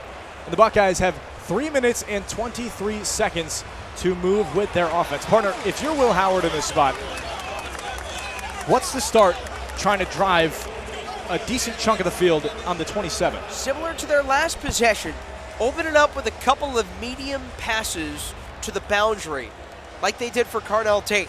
The fact of the matter is, both teams have combined for 7 straight punts.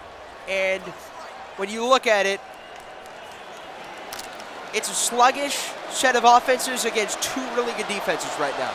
Quinshon Judkins sidecar to the right of Howard. About 3 yards back in shotgun formation. 4 receivers up, 2 left side, 2 right. Kazmarek, the extra tight end. It's a give to Quinshon Judkins, who stutter steps one way, butts the cleats in to the pay dirt. Jermaine Lole Gets right in front of number 1 before he can get anywhere.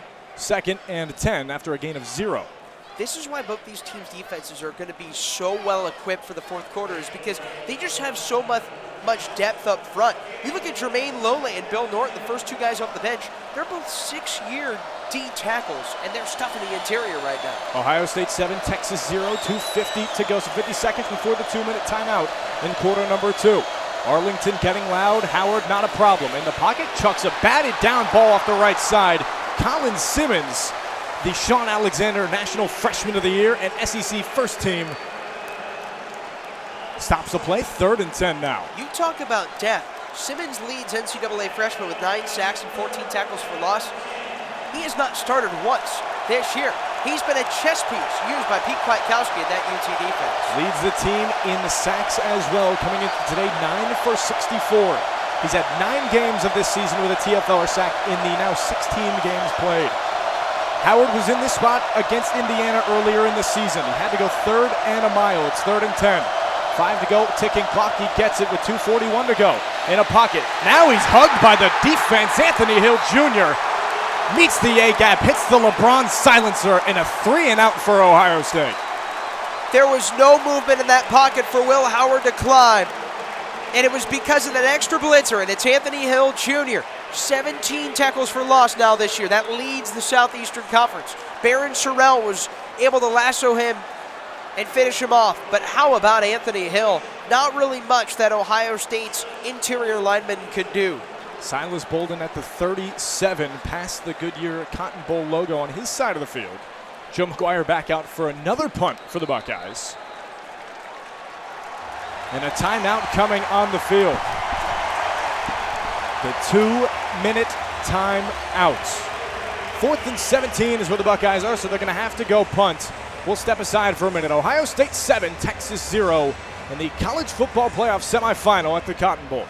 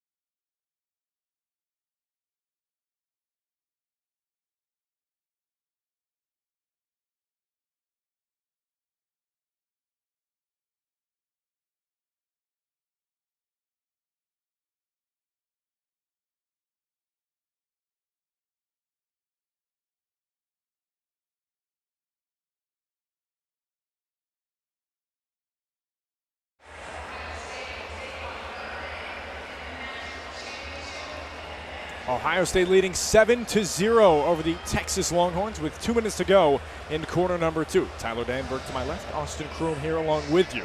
Connor Schuh and Connor Canfield will have coverage of the final 2 quarters. Partner, the Buckeyes are at 4th and 17 on their own 20.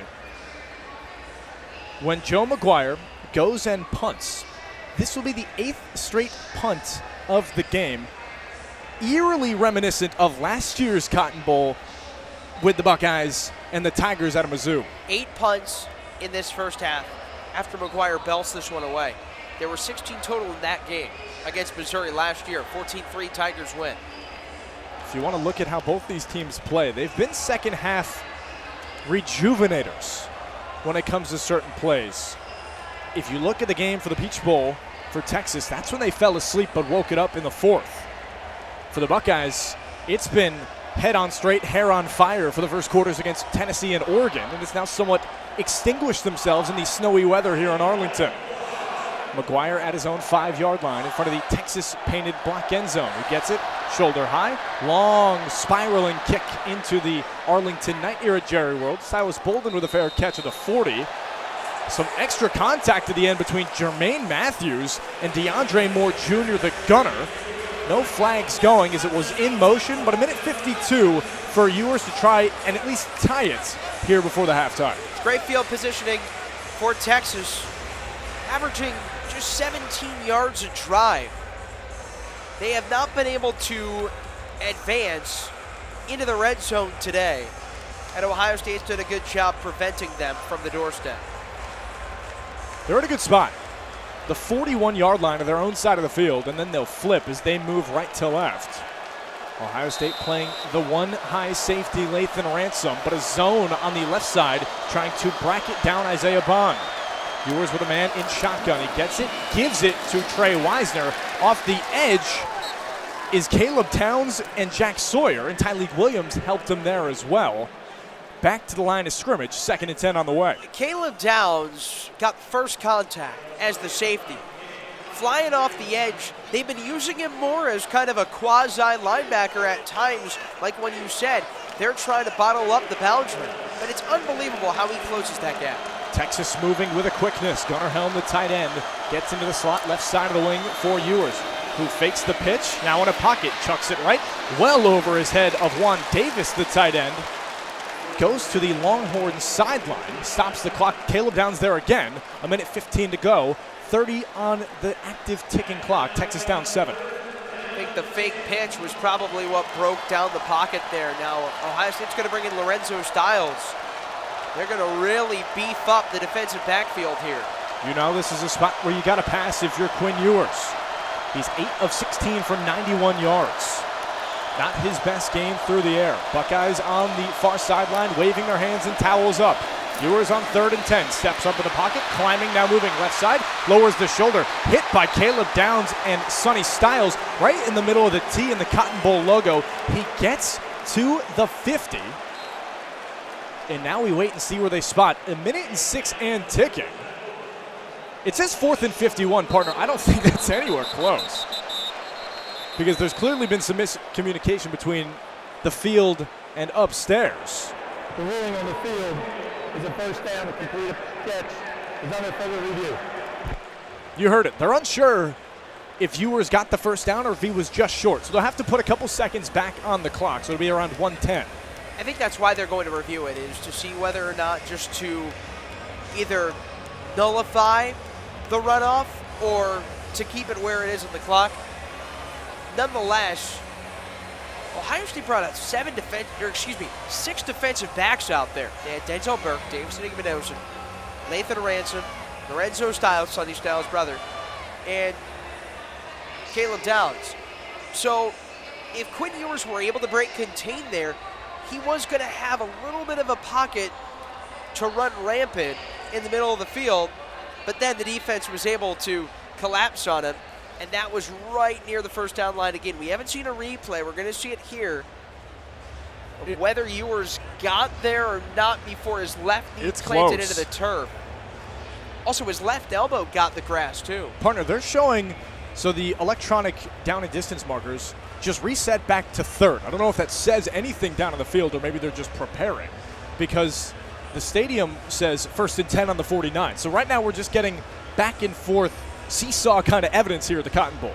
That's the best part, is that we can be super sleuths, just like everybody else in attendance, trying to figure out who's right, who's not, who knows, who doesn't. Well, this is where it's going to get really fun, because just say it goes the favor of Texas. You have, what, I'd say 30% capacity of Scarlet and Gray booing against you, and if you have the other side of it, you then get the 70 or 60% in that burnt orange booing against you. So you know what 60,000 other officials trying to get their impact of what's going on the gridiron?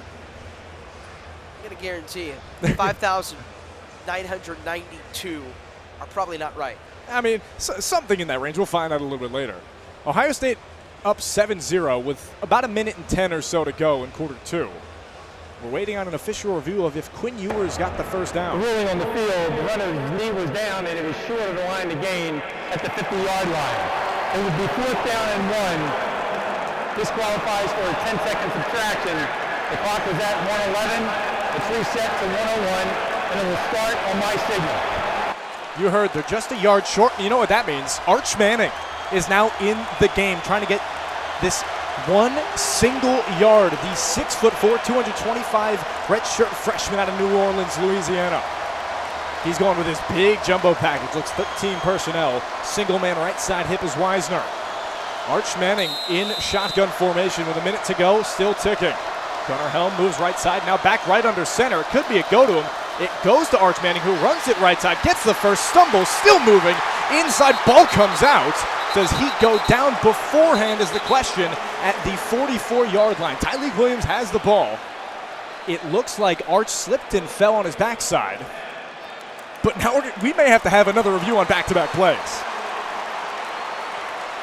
From the looks of it, the Texas fans are happy. The Buckeye fans are not. That is extremely close. The bottom of the ball, the tip of the left side of it, may have hit the turf before the body did, and the Buckeyes on the opposite side are all celebrating from their own 40 to their own 15-yard line. Timeout of the half. 30-second timeout. Sark is taking a timeout. This is a spot here. This could make or break a potential of having a tie game or a one-touchdown lead for Ohio State with 49 seconds left in the second quarter. No doubt. That was a big play by Arch Manning. It's very similar to 2006 in the national championship. And again, all that year, Chris Leak was the Florida Gators quarterback, but a young, highly touted freshman named Tim Tebow was used in tight 4th down scenarios and red zone scenarios. Now, Arch Manning, son of Cooper, nephew of Peyton and Eli, grandson of Archie and Olivia, came prancing around that right end. Lathan Ransom popped them. There is no doubt about it. But you got to look at that left wrist and that forearm of Manning that goes down. And then, yes, the ground cannot cause a fumble. And it looked like the ground and the impact was what jarred it free. They're not even going to review it. Doesn't seem like they'll have to, as Quinn Ewers is back out, setting up shop 1st and 10 on the 42. At the far sideline, moving this way, right to left. Ewers is going to have to go deep. Ohio State realizes this. Still Wisner right hip. Haven't seen much of Jaden Blue in this one yet, but a trips receiver set on the left side. Man in motion, DeAndre Moore Jr. cuts in. Ewers looks for him, now in a pocket, chucks it down the easy side. He gets it to Silas Bolden, who is rope tackled by Denzel Burke, and he escapes. Now at the 25, pushes out at the 20, and he somehow escaped the grip of Denzel Burke. And now, partner, with 39 seconds to go, Texas is moving with a quickness, 1st and 10 on their own 18. That's been Denzel Burke's Achilles heel. Missing tackles. And that time, he lassoed him around the waist, but Bolden churned and spun free. Burke comes out. Jermaine Matthews, the Winton Woods Cincinnati product, comes in far side. Now 1st and 10, 39 seconds. Texas down a touchdown. All they do, chuck it left. Kenyatta Jackson bats it with his right hand. It's a pass backwards, so incomplete. Kenyatta Jackson is in for JT Tuimoloau, who got hurt just at the beginning of this second quarter. And he gets acclimated and invested in a very crucial spot defensively. And if Jackson can turn in a great performance, that is big, because if Ohio State were able to win this game and Tuimoloau doesn't have to come back into the second half, that means he gets some time to rest with that apparent right ankle injury. Jaden Blue back in the game for the first time in a while. Shotgun formation next to Ewers. Ryan Day will call a timeout before the play can go. Timeout. Ohio State, their first timeout of the half. 30-second timeout. There's 34 seconds in the second quarter. The Buckeyes, who are the 8th seed, up against the number 5 seed, Texas Longhorns, 7-0. The lone score, a 9-yard rushing touchdown at the beginning of the first quarter from Quinshon Judkins. It's just incredible how this game has pendulum swung into just a defensive field position battle. You had been talking about it when we were eating our pregame meal, and you asked, is this going to be another time of possession game? And it didn't have the makings of being so, but Ohio State having the ball for 3 more minutes than Texas, might be one of the big difference makers in this first half. And then the other thing too, special teams, a 43.5-yard punt average for Michael Kern and a 41.3 punt average for Joe McGuire. 2 punts inside the 20. This is a spot here where Bert Auburn, the potential kicker for Texas, who's in some controversy, you're not going to have him on the field. Sark's going to go for it all with Ewers. 2nd and 10 on his own 18. Clock stopped at 34. Now it goes with the snap. Here comes Ewers. A loft ball to the end zone, wide open, and it's caught. Jaden Blue at the back of the end zone, and Texas is within 1. Touchdown, Longhorns. It's a wheel route for Jaden Blue. They do that a lot. They did that against Arizona State when he whirled up into the back right corner for a touchdown. And that's exactly what Jaden Blue can do to you. He attracted Hancock, the nickel backer, and pulled it in. Great throw by Ewers. Will Stone going for the extra point. Normally it's Bert Auburn, the righty, who leads Texas in all-time field goals made. Been having some difficulties. So lefty and Stone will go up, bomb it through, laces up through the uprights. It is a 7-7 game with 29 seconds to go in the second quarter. 7 plays, 59 yards, and 1 minute and 22 seconds is all it took for UT to score with Jaden Blue on an 18-yard wheel route. We'll step aside with 30 seconds left and a station identification on Scarlet and Gray Sports Radio.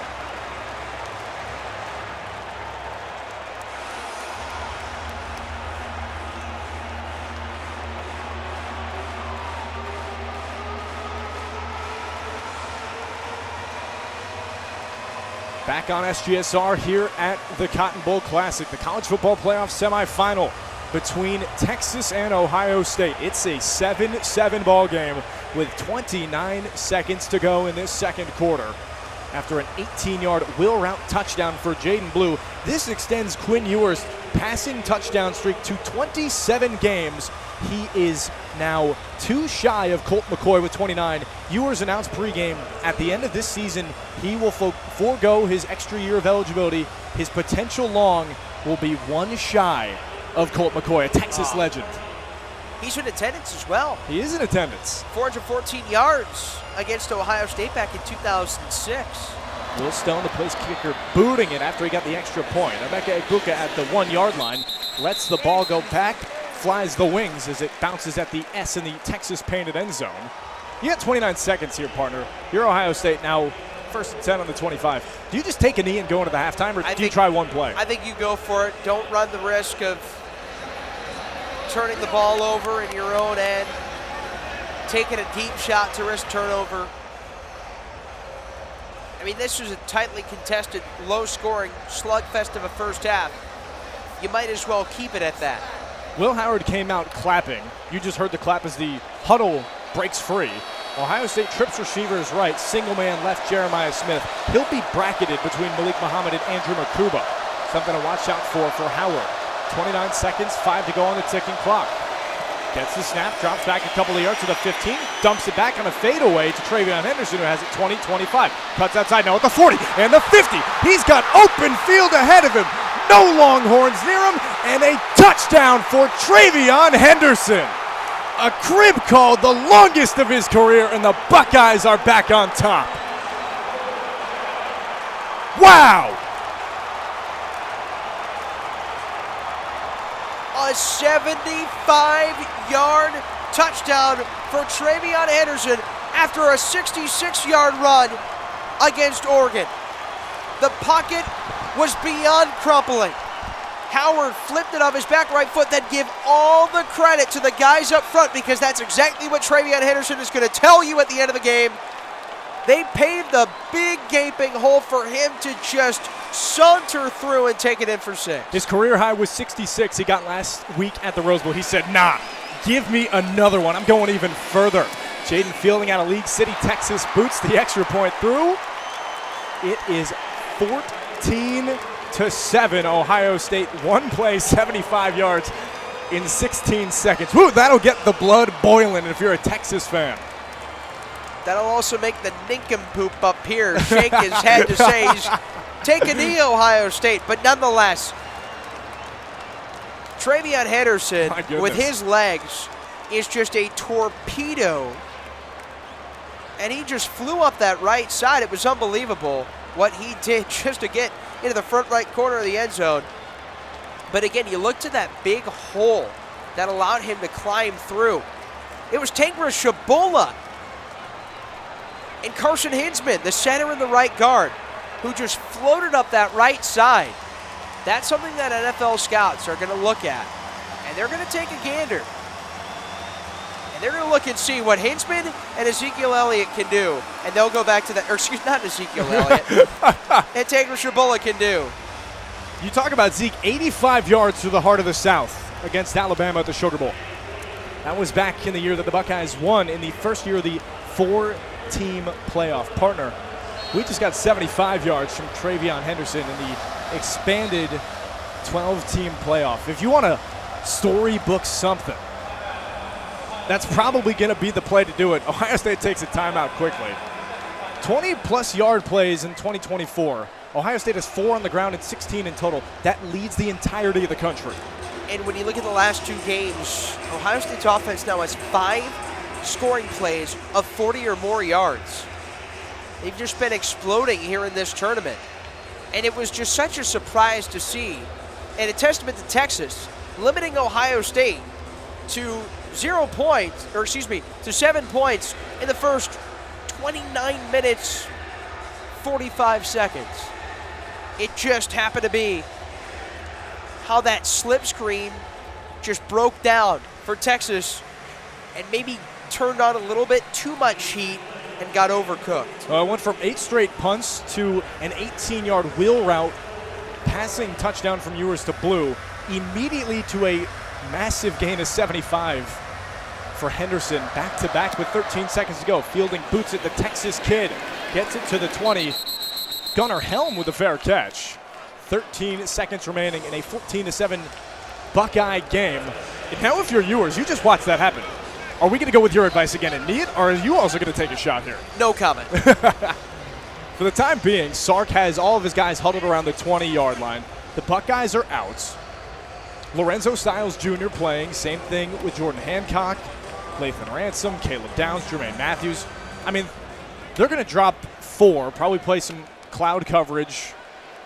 4 wide for Texas as well at the left hash. Ewers first and 10, 13 seconds to go on the 25. His team down a touchdown after a 75-yard for Travion Henderson, who he gives to his main back in Travion Wisner, who gets it to the 20 and then the 30-35. And even he had some pretty good space. The clock stops as the chains move, but there are 7 seconds remaining.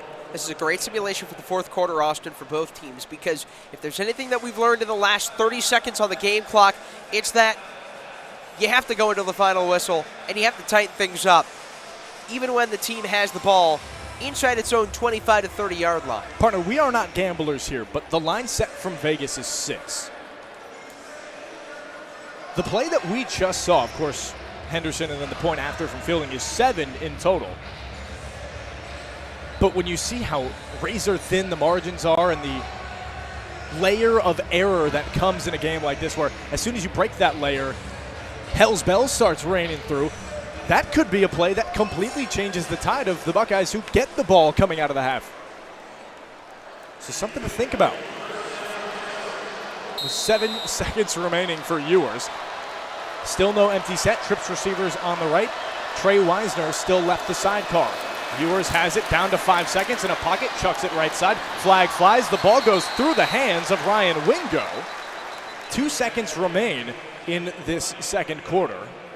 But we'll see what the mustard fly calls for here in Arlington. Holding, defense, number 1. 10-yard penalty, automatic first down. That could help a little bit more if you're Quinn Ewers, who now is going to have all the time in the world in this pocket, because the Buckeyes are going to drop 6 and just play prevent in the second level.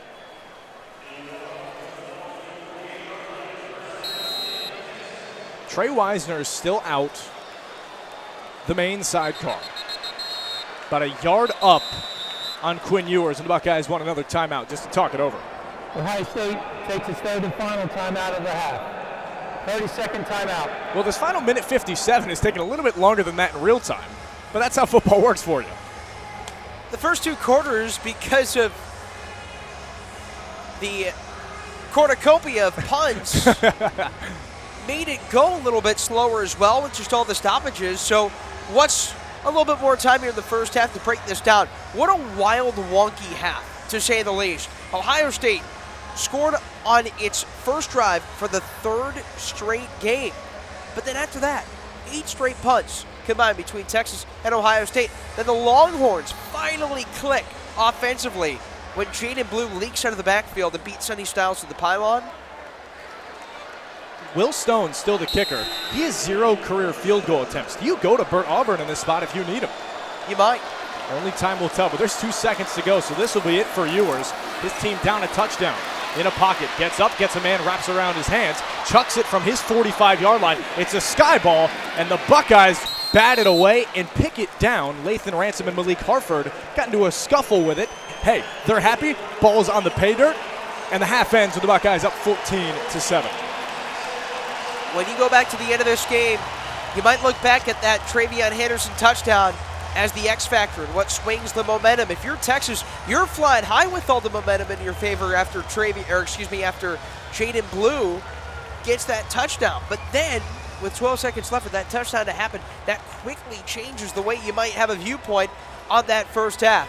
And now, you're probably going into the locker room a little bit differently than what you thought with 13 seconds left in the first half. Well, would you expect anything natural from college football, especially the playoff semifinal, which has seen the 4 teams that made it here were playing in the home games back in the first round. So we'll step aside for a couple minutes. We'll be back for the halftime show on Scarlet and Gray Sports Radio. Ohio State 14, Texas 7 here at the 89th Goodyear Cotton Bowl Classic.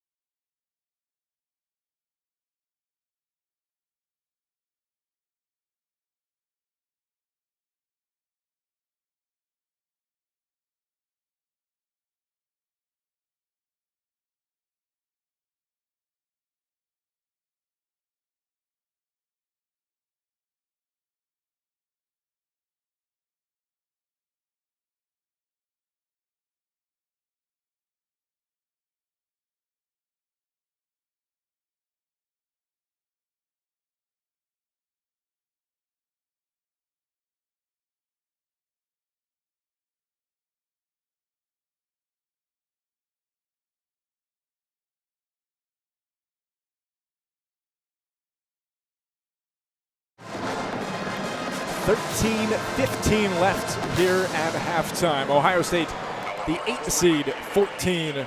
Texas, who's the 5 seed, 7. Tyler Danburg, I'm Austin Crume. Partner, it seemed like after the first 15 minutes or so of this game, the one part where you did play-by-play and called the 9-yard touchdown for Quinshon Judkins, it flipped and turned back the clock to last year's Cotton Bowl. 8 straight punts between the Buckeyes and the Longhorns. Of course, last year they played the Mizzou Tigers out of the SEC. But it got inside that 2-minute, 45-second range. Texas starts charging. They get an 18-yard wheel route touchdown to Jaden Blue from Quinn Ewers. And it seems like the Buckeyes are going to go into the half tied at 7. And then, of course, Travion Henderson says, hold my coffee and watch this, and then takes it 75 yards to the house on the fadeaway pass from Will Howard. And according to the incredible Cotton Bowl team, Austin, the media relations staff presented us with this little nugget. They're phenomenal, by the way. They are awesome. Best Charlie of the Fisk, best of the best. Scotty Rogers, Marie, who's given us stats in and out, Bud Ford, legendary Tennessee S&D. We digress.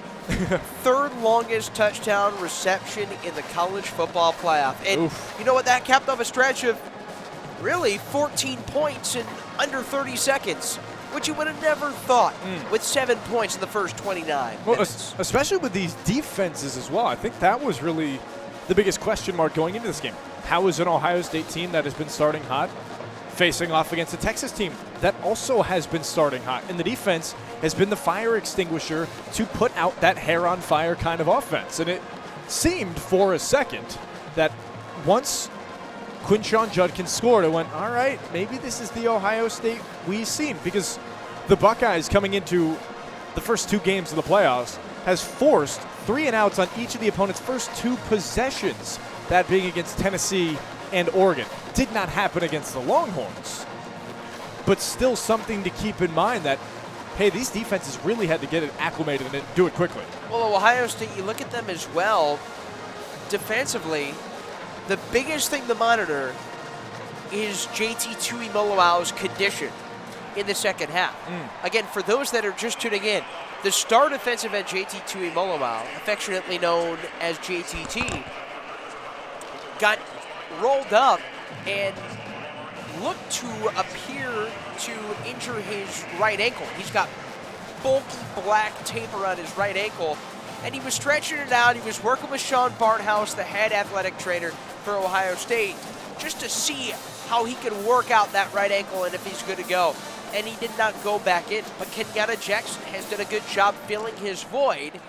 And the fact that Ohio State was only able to hold Texas to 7 points in those minutes without JT Tuimoloau, I think says a lot. I mean, this defense has talked about depth all year. Kenyatta Jackson, a guy who, in all honesty, if you look at how he's played, you could think he might enter the portal. He would get a starting spot other places. Of course, right now, with the way the defensive line is looking, he will start next year in his senior season out of Hollywood, Florida. The question really is, how much do you trust going deep into the defense? Does Jim Knowles really think about this? And the defensive line of Larry Johnson, the associate head coach.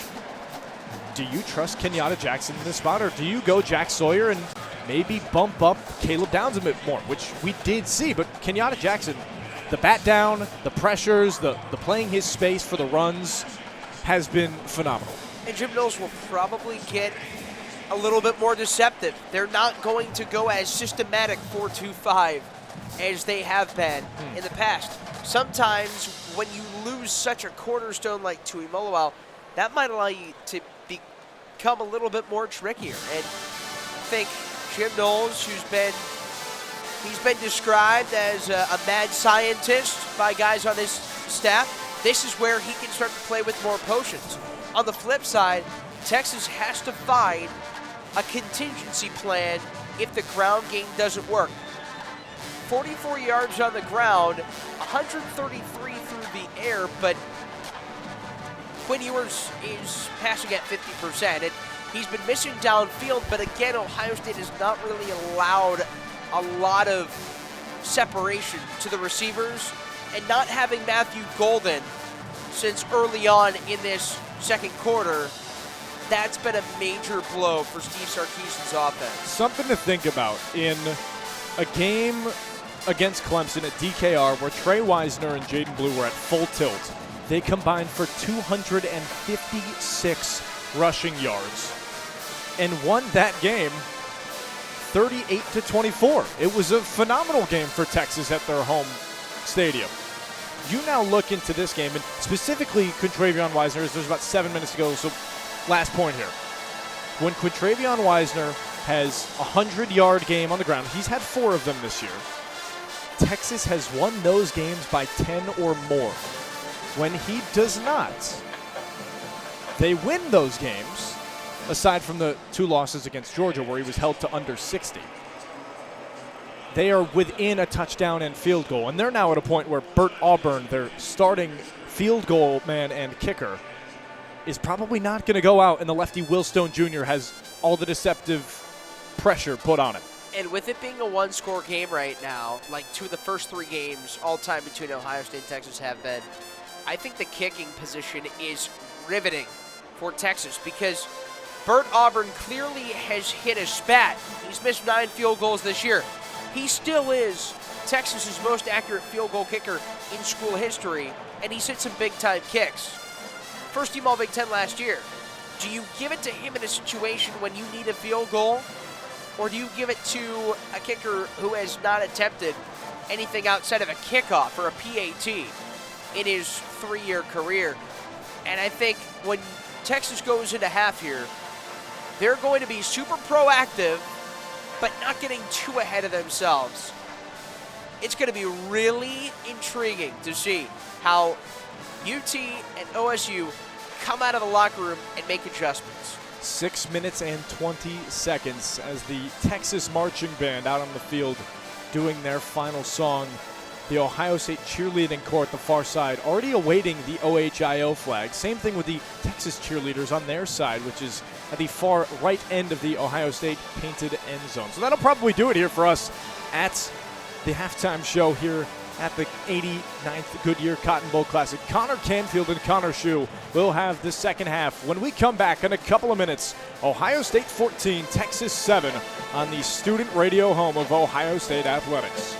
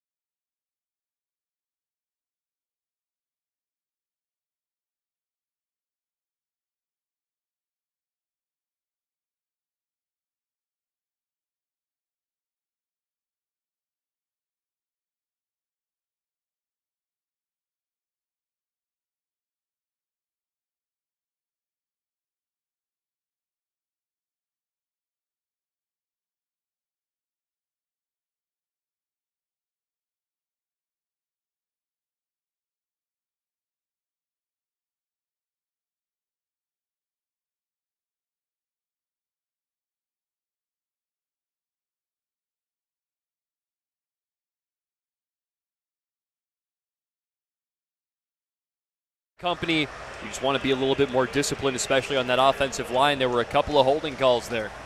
Absolutely. Buckeyes have 5 penalties, 50 yards here in that first half. Very uncharacteristic over the last couple of games for Ohio State. So it's definitely something they are looking to fix. The lefty Will Stone, who got the starting kicking duties today for Burt Auburn, will boot it away down the left side of the field into the Texas Payton end zone. And Emeka Egbuka will take a fair catch at the 2-yard line. And here come the Buckeyes looking to build upon that lead here. They've got 236 yards of total offense, 200 through the air, 75 of those, of course, thanks to that screen pass at the end. But they're able to outgain Texas overall in this game so far. But feels like you got to get a big score here in this first drive out of the break. It would be huge, and you always hear people talk about that middle 8, the last 4 minutes of the second quarter and the first 4 of the third quarter. Some of those crucial minutes in a football game, and it can really swing, and it started with that Travion Henderson touchdown. They could add more here. Will Howard will come out in the shotgun with Henderson over there on his left hip motion. G. Scott close to the line on the left side.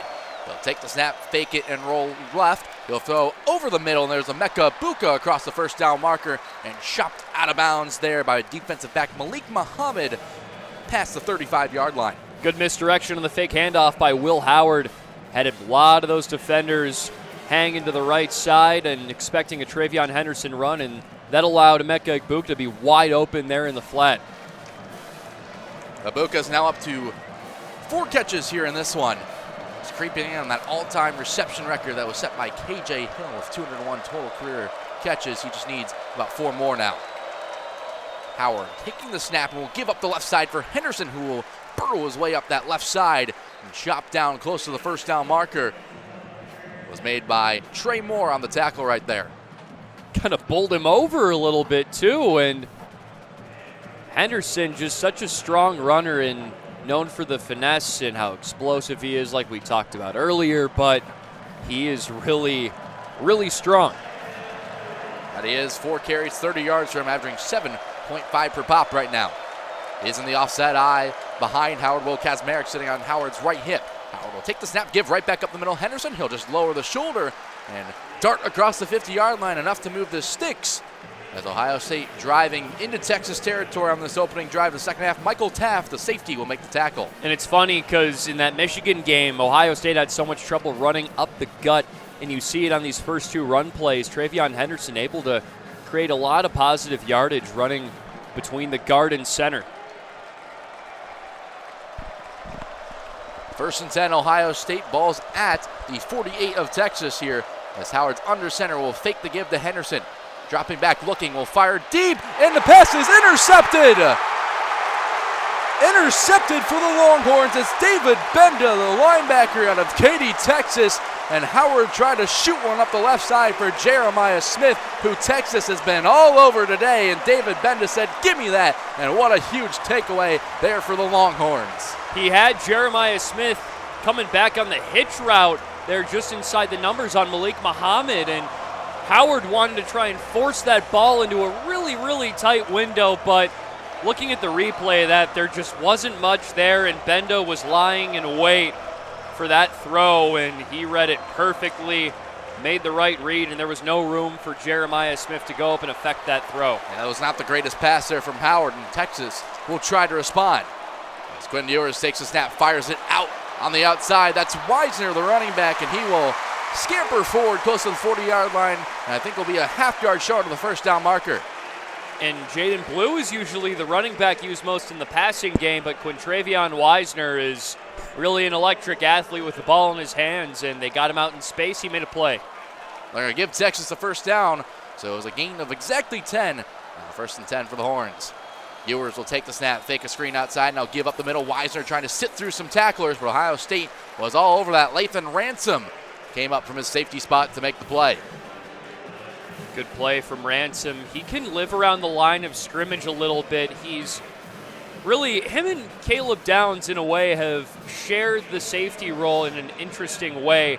Both of them are able to play the free safety and the strong safety positions, and Lathan Ransom in the box role right there, able to come down and fit the run well. It's a gain of 1 for Texas, and to bring up 2nd and 9. Ewers will bring a receiver across the formation. That's DeAndre Moore Jr. As he'll take the snap, giving on the outside. Wiesner gets away from JTT, but Tuimoloau chases him down and will drop him for a tackle for loss, as that's big. His 2nd and a half tackle for loss today. And Connor, I mean, he went down with that rolled ankle in the first half, and he comes out and makes a play immediately. Yeah, he was limping off the field, albeit under his own power, so it's good for anyone to see him back out there and making plays. Loss of a couple will bring up 2nd and 11 here for Texas. 11:28 to go in the 3rd quarter. Longhorns going from right to left here to start the 2nd half. They're down by 7, 14-7 to Ohio State. Ewers takes the snap, surveying, fires over the middle. He's got Wiesner's tailback, but he's going to be way short of the first down as Cody Simon, the first one there for Ohio State, to make the stop alongside Jack Sawyer. And Texas will have to punt it away. There you go. You allow that short completion at that point. Just make sure you're covering up the back end, and the Buckeyes did just that, and they're forcing a punt. Cody Simon comes up a little limpy. Looks like he's favoring his left leg, but he'll stay out there on punt coverage. And now Sonny Size will just tell him, hey, go down, just so we can get some trainers on the field, because you don't want that to happen. And so the trainers will come out and take a look at Cody Simon here, and that would be a huge loss because he's been flying around here in this college football playoff. Oh, it certainly would. His production for this Buckeye defense has really been second to none, and his leadership on this team second to none as well, and you can tell he's really elevated his play for this Buckeye team throughout, and you can see it in the stat sheet right now, leading with 6 tackles, and hopefully for Ohio State he can stay up. Well, Jim Knowles said it best when we went into the locker room for media availability after that Rose Bowl. He said it simply, Cody Simon for president. I mean, that's how important he's been for this team, and it looks like he'll walk off under his own power, which will be really nice to see if you're Ohio State. Ryan Day had a great quote in media availability when him and Steve Sarkisian went and did their press conference a couple of days ago. He said, Cody Simon does nothing wrong. Essentially. He's been so big for Ohio State. He'll go and get looked at on the sideline. Michael Kern, a freshman punter out of Fort Lauderdale, will boot it away. High kick. Brendan Innes is camped out at about the 15. He'll make the fair catch at the 13 of Ohio State. And the Buckeyes will come back out onto the field for their second drive when we return. Timeout on the field here from Dallas. 14-7. Ohio State leads with 10:36 left to go in this third quarter.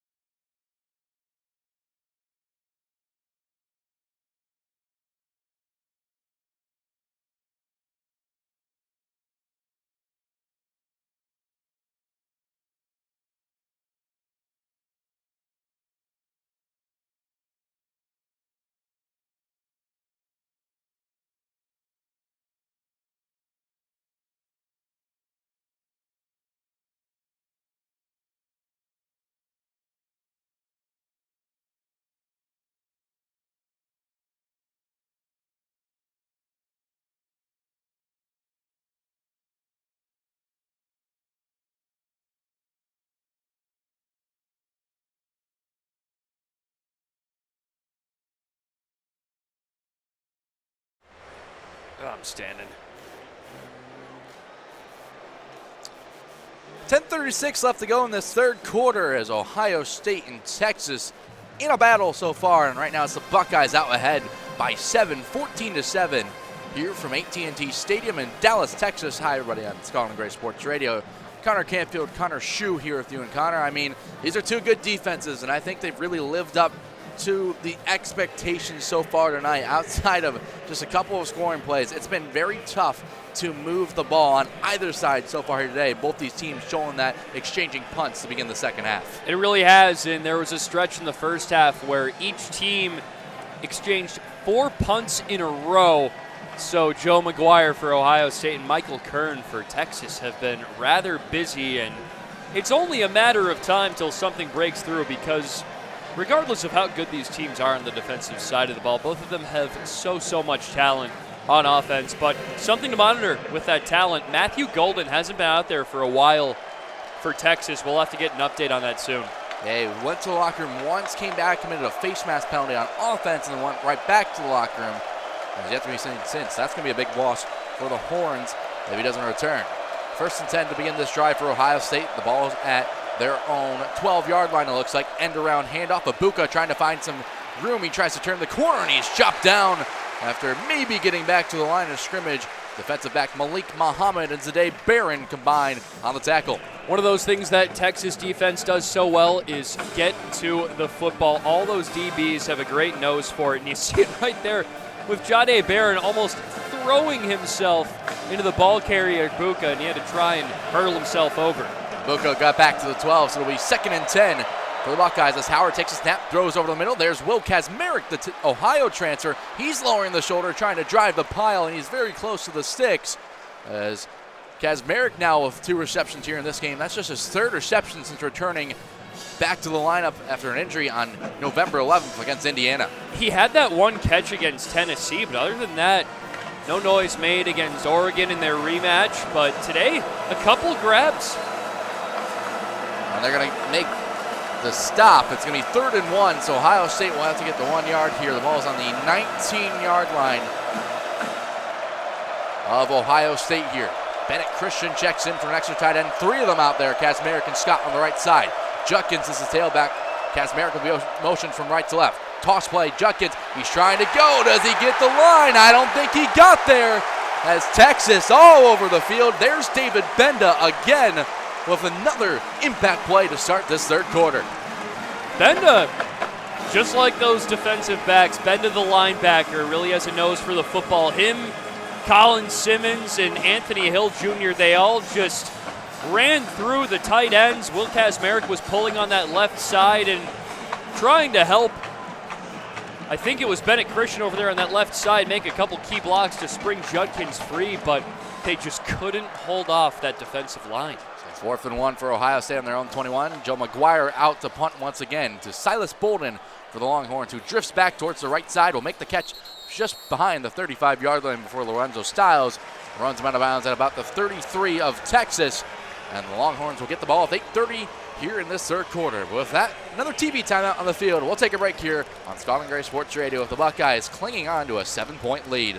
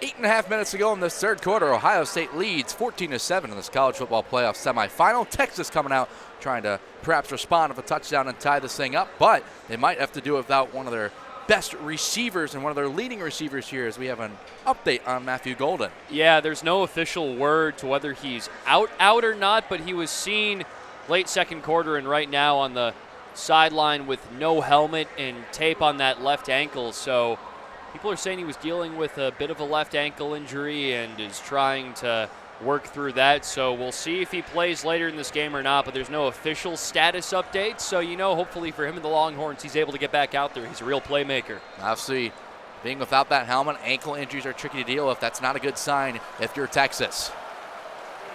They'll start in a bunch formation left side. Ryan Niblett will be motioned to the right side of the line, and a flag on the play. He might have a full start here on the field. Let's head to the field. False start, offense, number 65. 5-yard penalty, first down. You have it there. False start made. Put the ball back 5 yards. That's the center, Jake Majors, who's making his 57th career start. That is a program record for the Longhorns, and that's the type of penalties that he's not known to make. Certainly not. He's a veteran presence there. First and 10, or should I say first and 15 now for Longhorns. Pistol formation there. Ewers fakes the give. Will fire on the outside. And it's just over the hand of defensive back Jordan Hancock. He was trying to find on the outside for Ryan Wingo, running along that out route towards the sideline. And I don't know if Hancock got a hand on it, but pass was too far out to the left. Yeah, Wingo was open there on the 40, but I think Ewers, you want to try and layer that ball over Hancock rather than trying to throw it to the side of him, and that allowed him to get that fingertip to deflect and affect the pass. They showed the replay. Indeed was knocked down, so this Ohio State defense has really been knocking down passes. Now here's a handoff up the left side, and a very modest gain that time for Wisner. Cody Simon back out in the field. He made the stop for Ohio State. Never stops moving, and neither does Jaden Blue, who's been a little bit quiet in the running game tonight. Only his third carry at about 10 yards so far, but he's a guy who could be a real game changer as this game wears on. That's a gain of 4 and bring up 3rd and 11 for Texas. Ohio State trying to force their second straight 3-and-out to begin this half. Ewers in the shotgun. He's got a tailback on his left hip. 3 receivers out far side. He takes a snap, stepping up the pocket, pressured. He got it away. Wisner, the tailback, will catch it. He'll be banged out of bounds by Igmanosin, but I think he got the first down. Connor, I don't know how Quinn Ewers managed to get that off. He had Jack Sawyer on his legs trying to pull him down, and he was able to just flip that ahead to, well, we just saw the replay, and he did flip it ahead to Wisner, but it looked like the knee was down, at least from our vantage point. The previous play is under further review to see if the quarterback's knee was down. And you hear it right there, and I think at this point you have to check that out. Well, looked on the replay, at least from our view, that might have been down. Jerry Magallanes, the referee, will go take a look at it here. And Connor, we see it on the screen. Knees down, the ball's very close to out. Jack Sawyer had the initial hit. And I'll tell you what, that ball might have been just out of the hands before that knee got down. And I think the big part is, too, partner, the initial call on the field was a completion. And sometimes with plays like this where it looks really close, and they did confirm it was a completion, it's going to stand whatever was called initially. And I think just slowing the things down, I think he did get that off. Yeah, we have the ESPN feed up on our left side, and they're showing it in slow-mo, and you can tell he was able to pitch that one away. An underhand scoop of sorts out to Wisner. He barely got that one away. Really heads-up play by the senior Ewers. 1st and 10 now for the Longhorns, just short of their 50-yard line on the 47. As Ewers will take the snap, and will fake it, stepping up in the pocket, pressured, gets it away, fires it on the outside. He's got a receiver.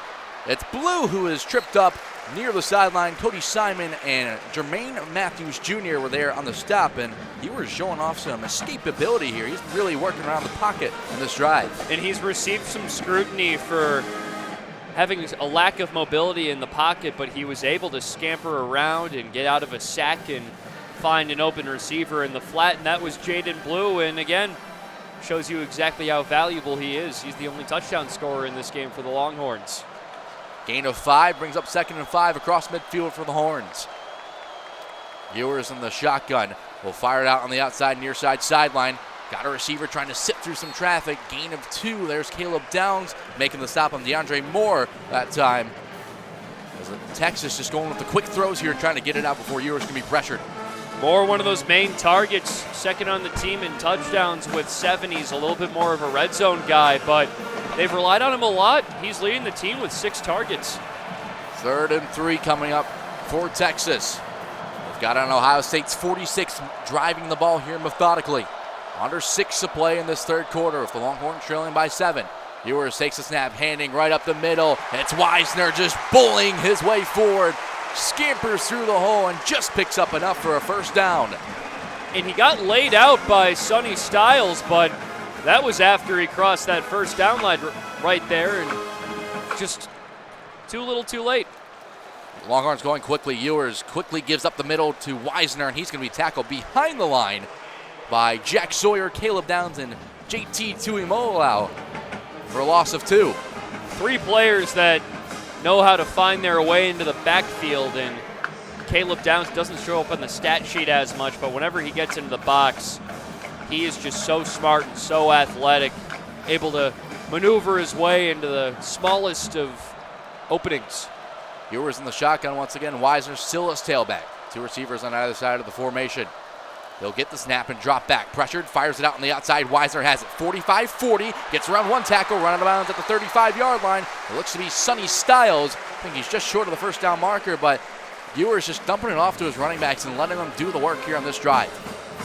That's for sure. He's playing a little bit more point guard than ever here. He almost sailed that one over the head of Weisner, but he was able to haul it in for catch number 4 tonight. Quintravion Weisner, have yourself a day.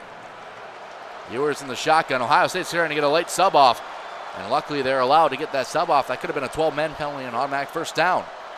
Ewers in the shotgun will take the snap, giving it up the middle. That's Weisner.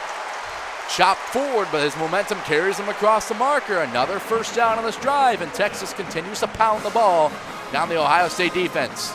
The run game has looked really good. They've just got like small chunk after small chunk over and over again with Weisner specifically. He's a guy who can really power it up, has over 1,000 yards this year. Clock's now under 4 minutes to go in the 3rd quarter. As Ewers giving to his tailback, there's Weisner trying that left side. Tyleek Williams able to get him down from behind, and Hiro Kanu as well in there for a short gain. Got sandwiched between them and JTT on that play, and they did a great job of collapsing between Jake Majors, the center, and plowing through Hayden Connor, the left guard, to be able to get to the running back Weisner and hold him to a 3-yard gain. 3.5 minutes to go. Gain of 3 at 2nd and 7 for Texas. Weisner's still back there. He's on the right hip of Ewers, who's in the shotgun. They'll take the ball back from him, stepping up in the pocket, firing Weisner. That ball was tipped down at the line. Looked like Kanu got his hand to it. And that was good for Ohio State because Weisner was there in the middle of the field, and he had a lot of green grass in front of him. And that's the thing about that Ohio State D-line, especially in this playoff. They've always had active hands at the line of scrimmage, just making things happen. And Quinn Ewers, 6'3" quarterback, you can see over that defense, but that time just didn't make the right read. Texas will go empty here on this 3rd and 7. Ball's on the left hash on the Ohio State 26-yard line. Now our running back will be motioned to the left hip of Ewers. They'll take the snap, pressured off the edge. Wide open is Blue on the wheel route, juking away from Ransom. He's in. Absolute carbon copy of that first touchdown and the first half for the Longhorns, and it's hit Blue on the wheel again. And it's deja vu, that time for Ohio State. He's another one of those scary players out there in the open field, Connor. Jaden Blue, already his 6th receiving touchdown of the season. This is a guy you have to watch out for on that wheel route if you're Ohio State, and this is the 2nd time they've let him get free in this game down that near sideline, and that's touchdown number 2 for Blue. Will Stone will come out to boot the extra point to try to tie this thing for Texas. While we put down, kick is up, and it is good. 14-14 the score here, 3:12 left to go. 12 plays, 67 yards, 5 minutes, 18 seconds there for Texas. And Jaden Blue finishes it with his 2nd receiving touchdown here today And Texas pulls back even at 14. We'll take a timeout here on Scarlet and Gray Sports Radio and be back with you for the resumption of this third quarter.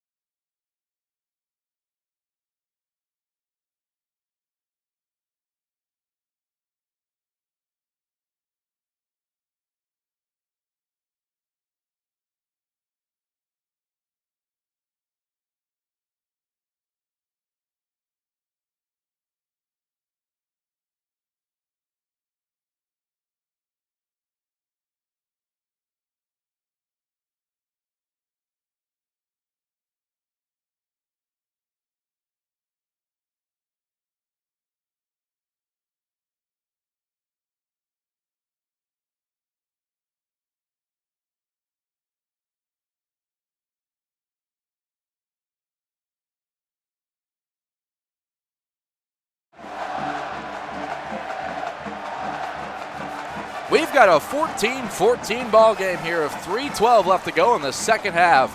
With a trip to the national championship on the line. You're listening to Scarlet and Gray Sports Radio, the official student radio home of Ohio State Athletics. Connor Canfield, Connor Schuh here with you. And Connor, Texas just goes right down the field, marches the ball right down, and they just get the same look that worked for them in the first half in their first touchdown, and it works to perfection once again as Jaden Blue was able to get into the end zone off a 26-yard touchdown pass.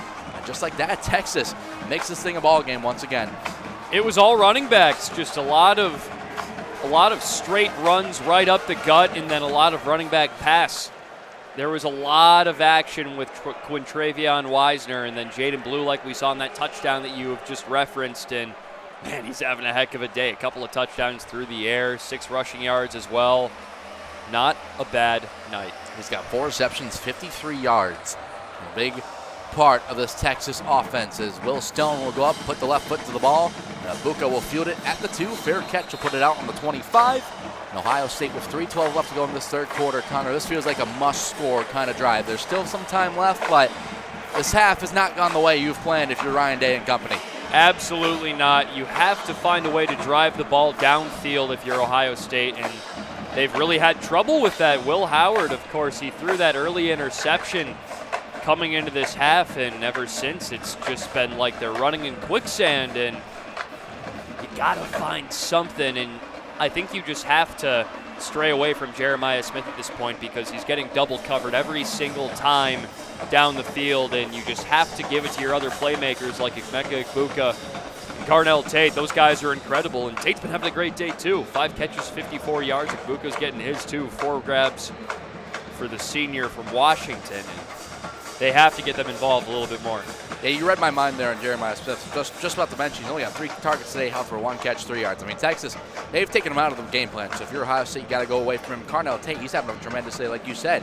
5 catches, 54 yards for him. Egbuka's got 4 for 43. So a lot of places to go. Ohio State, they're looking for an answer. There's a timeout on the field here. We have a break. For the media, we'll take a quick step aside here on Scarlet and Gray Sports Radio.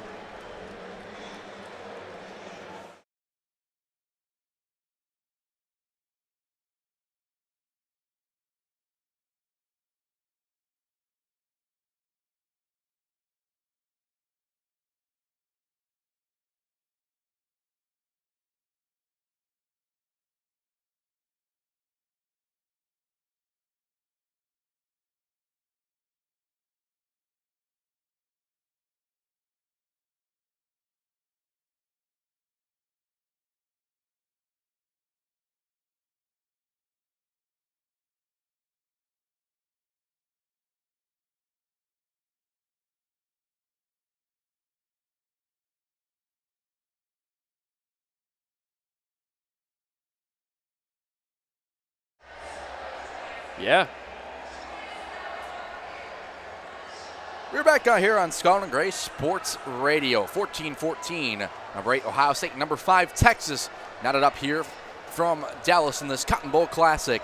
And Connor, we talked about, before we went to break, the receiving game for Ohio State. How Jeremiah Smith's been taken out of it. Will Howard, with his 10th pick of the season, that was definitely the tough start for Ohio State to start the second half. And that's what Texas does to you. They make you force turnovers. Now, 31 turnovers on the season. That is second in the FBS. 22 of those are interceptions. They really know how to lurk back in coverage and make you throw some interceptions. So if you're Howard, you got to be careful with your throws here on this drive. They really do, and it's a lot of disguises, and they had one of them there. David Benda started moving towards the line of scrimmage and was able to drop back in time to almost bait Will Howard into that throw to Jeremiah Smith, who was sitting off that hitch route in single coverage, and Benda was able to bend his movement back just in time to be able to have a pretty comfortable interception. Buckeyes will throw 75 yards here as they have the ball on the 25-yard line. Howard takes a snap looking over middle. There's Carnell Tate, shoots it across towards the 40-yard line, trying to push the pile. And there's a late flag. Looks like Austin Saravel kind of came bullying in, trying to move that pile, and they might get him for unnecessary roughness there at the end. I think that's absolutely what's going to happen, and that's going to blow up a very positive play for Ohio State. They found Carnell Tate open in the flat or in the middle of the field. Jahdae Barron gave him some. After the play, personal foul, unnecessary roughness, offense, number 67. It was a first down, 15-yard penalty, first and 10. It'll be 1st and 10, Ohio State, so ball will go back 10 yards from the spot, and that's just a type of penalty that you can't have if you're Ohio State. And it's been one today where penalties have been killer now. That's 6 penalties for 65 yards. Yeah, totally unnecessary. Makuba was holding on to Carnell Tate, just trying to hold him back when he was trying to run after the catch, and Saravel just comes in there and spears him with that left shoulder. Not necessary.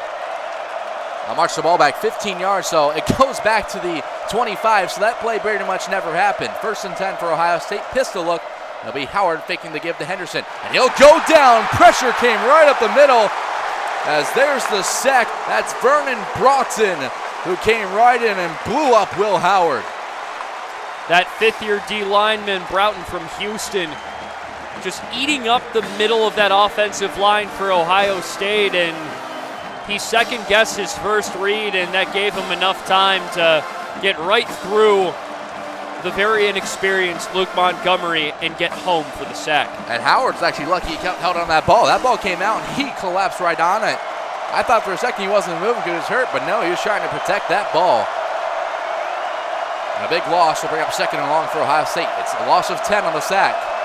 Howard gets the snap off before the play clock expires. There's Henderson running right side. He'll get about 5 back as he was brought down, but it looks like defensive back Andrew Makuba out of a safety position.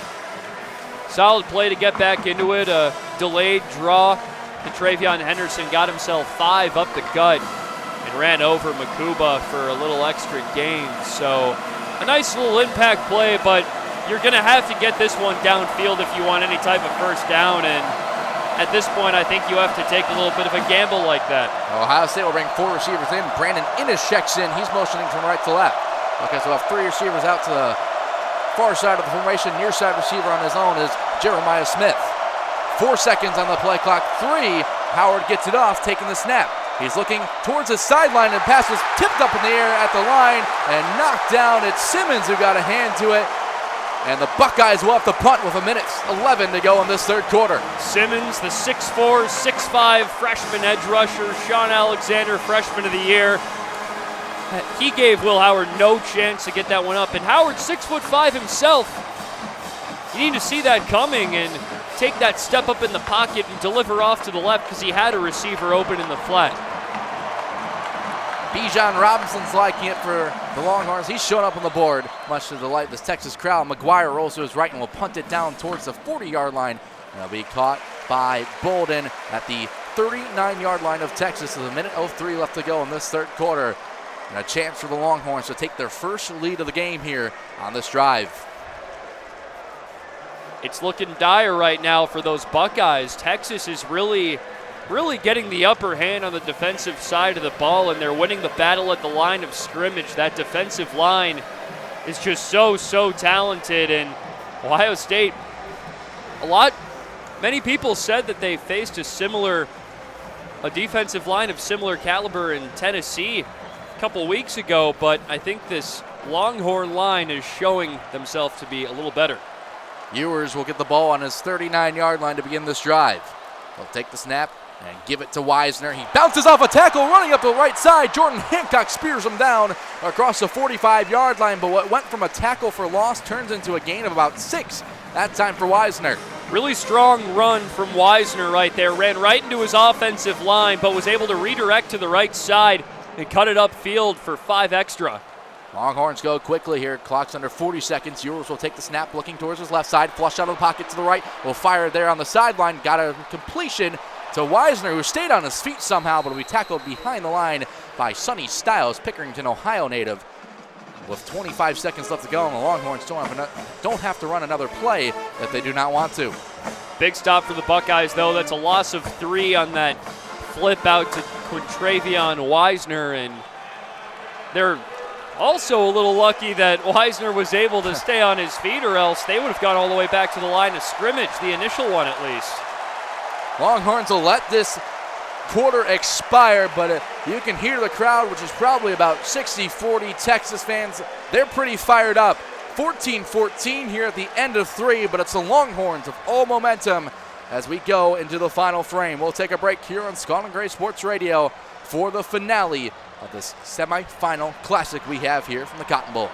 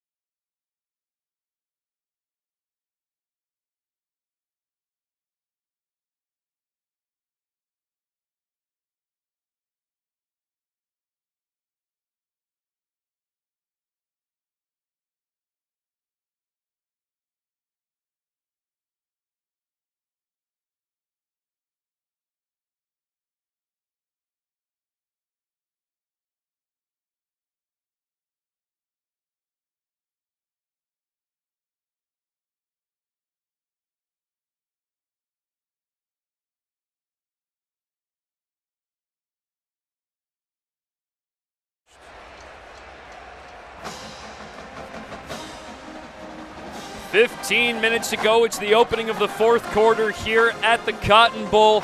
The college football playoff semifinal. Connor Canfield to my left, and I'm Connor Schuh here with Scarlet and Gray Sports Radio. The score, 14-14 between Ohio State and Texas.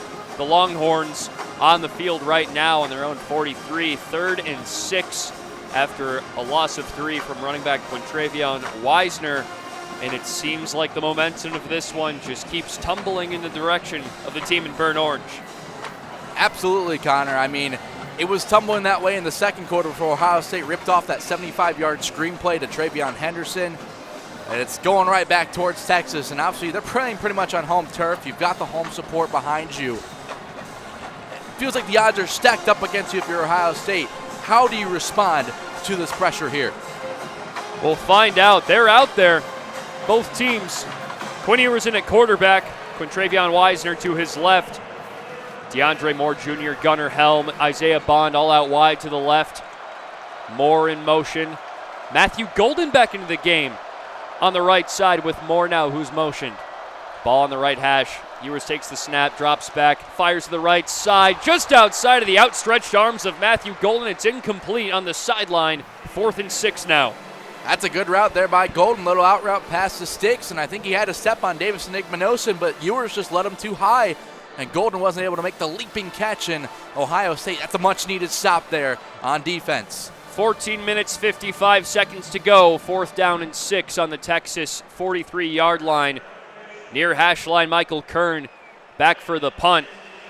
Takes the snap, boots it high down the right side towards Brandon Innes, who makes the fair catch just inside the numbers at about the 14-yard line. So the Buckeyes in tough field position at this point, Connor. Absolutely. I mean, they got to go pretty much the length of the field here, and this is a drive where you look at Will Howard and you say, what do you got? What can you give me? This is the time where it's the 4th quarter, tie game. Time's starting to tick down. It's still a tie game. Obviously, anyone can win this ball game, but it feels like for Ohio State, you almost need a score here just to get some momentum back on your side, because right now it feels like things are just going completely Texas's way here. It truly does. They'll get the ball on the 12. The Buckeyes donning their scarlet and gray jerseys. Will Howard in the shotgun. Henderson to his right. Motions Emeka Egbuka out to the right. He's out there with Jeremiah Smith. Nobody on the left side except for G. Scott. Howard drops back, rolling right, fires right down the field, and falling down is Emeka Egbuka. Flag flies. Malik Muhammad was in coverage, and I think that's going to be pass interference. Yeah, grabbed him right from behind. That's going to be a penalty on the Longhorns. 15-yard penalty, automatic first down. And there you have it. Ohio State catches a break right there. They've been tagged with lots of penalties today, and now Texas, their 4th of the day to Ohio State's 6. Egbuka was tripped up. Longhorn fans don't like it. They fill the AT&T Stadium. A small contingent of the Ohio State fans on the other side. Will Howard in the shotgun. Ball spotted at the 27 of Ohio State's side. Henderson on the right. Hands off for Henderson, or fakes, fires right side for G. Scott Jr., who's tackled down over there by Jalen Gilbo. Good tackle out in space there by Gilbo. He got out there. G. Scott on the flat, had a step, tried to turn the corner, but just wasn't able to get over the arms there of Gilbo. That's a tackle for loss. That makes it 2nd and 12 on the loss of 2. 14-15 on the clock and counting. Ball spotted at the far hash now. Will Howard in the shotgun, Henderson to his left. 2 receivers out wide to the left. G. Scott in motion to the right. Lone receiver on the right is Jeremiah Smith. Howard takes the snap, drops back, looks right, fires for G. Scott, catches and falls to the ground at about the 28-yard line, just behind the 30. Now big 3rd down for Ohio State. They're working to Scott here on that right side again. Just lost his footing. Wasn't able to turn upfield. Now 3rd and long for the Buckeyes. This might be one of the biggest plays of the game here for either side. 3rd and 8, 13:40 on the clock. Ball on the 29-yard line of Ohio State. We're in the 4th quarter. It's 14-14, Buckeyes Longhorns here in the Cotton Bowl. Will Howard checking with his offensive line. Travion Henderson is his tailback to his right side. Howard's in the shotgun, the 5th-year transfer from Kansas State. 3 receivers out wide to the left. Howard takes the snap, drops back, rolling left, firing left for Carnell Tate. That's a first down, a big one. Catches it and turns it upfield to about the 47. He was tackled down by, that looks like, Gavin Holmes, the defensive back. Hasn't had a lot of action this year, but played a lot today. Yeah, Carnell Tate was just working on him. A little crosser over the middle of the field. Howard felt the pressure off that right side and was able to step away and deliver a nice throw to Tate for a big first down. 18-yard passing completion to Carnell Tate. He's up to 87 yards on the day. Ball on the near hash. Will Howard in the shotgun, 1st and 10. Takes the handoff, or fakes it to Judkins. He has time in the pocket, fires deep to the right side. Emeka Egbuka bounces off of his hands at about the yard line. Jade Barron was in coverage. Yeah, it was a deep, slow developing play as there's an injured Longhorn on the back side. Looks like a defensive lineman. That was a deep developing play. Howard, or should I say Egbuka, working back across that right side, and Howard delivered one up to him. It was in Egbuka's hands, but a great defensive play there by Jade Barron to knock that away from him. He's not the Jim Thorpe Award winner for nothing, Connor, and Can't really tell who the injured Longhorn is, but we will take a second here on the break with the rest of the team, and we'll be back here in a minute. 12:26 on the clock here in the fourth quarter, 2nd and 10 for the Buckeyes. It's 14-14. I couldn't tell you. Hold on, let me grab the banana.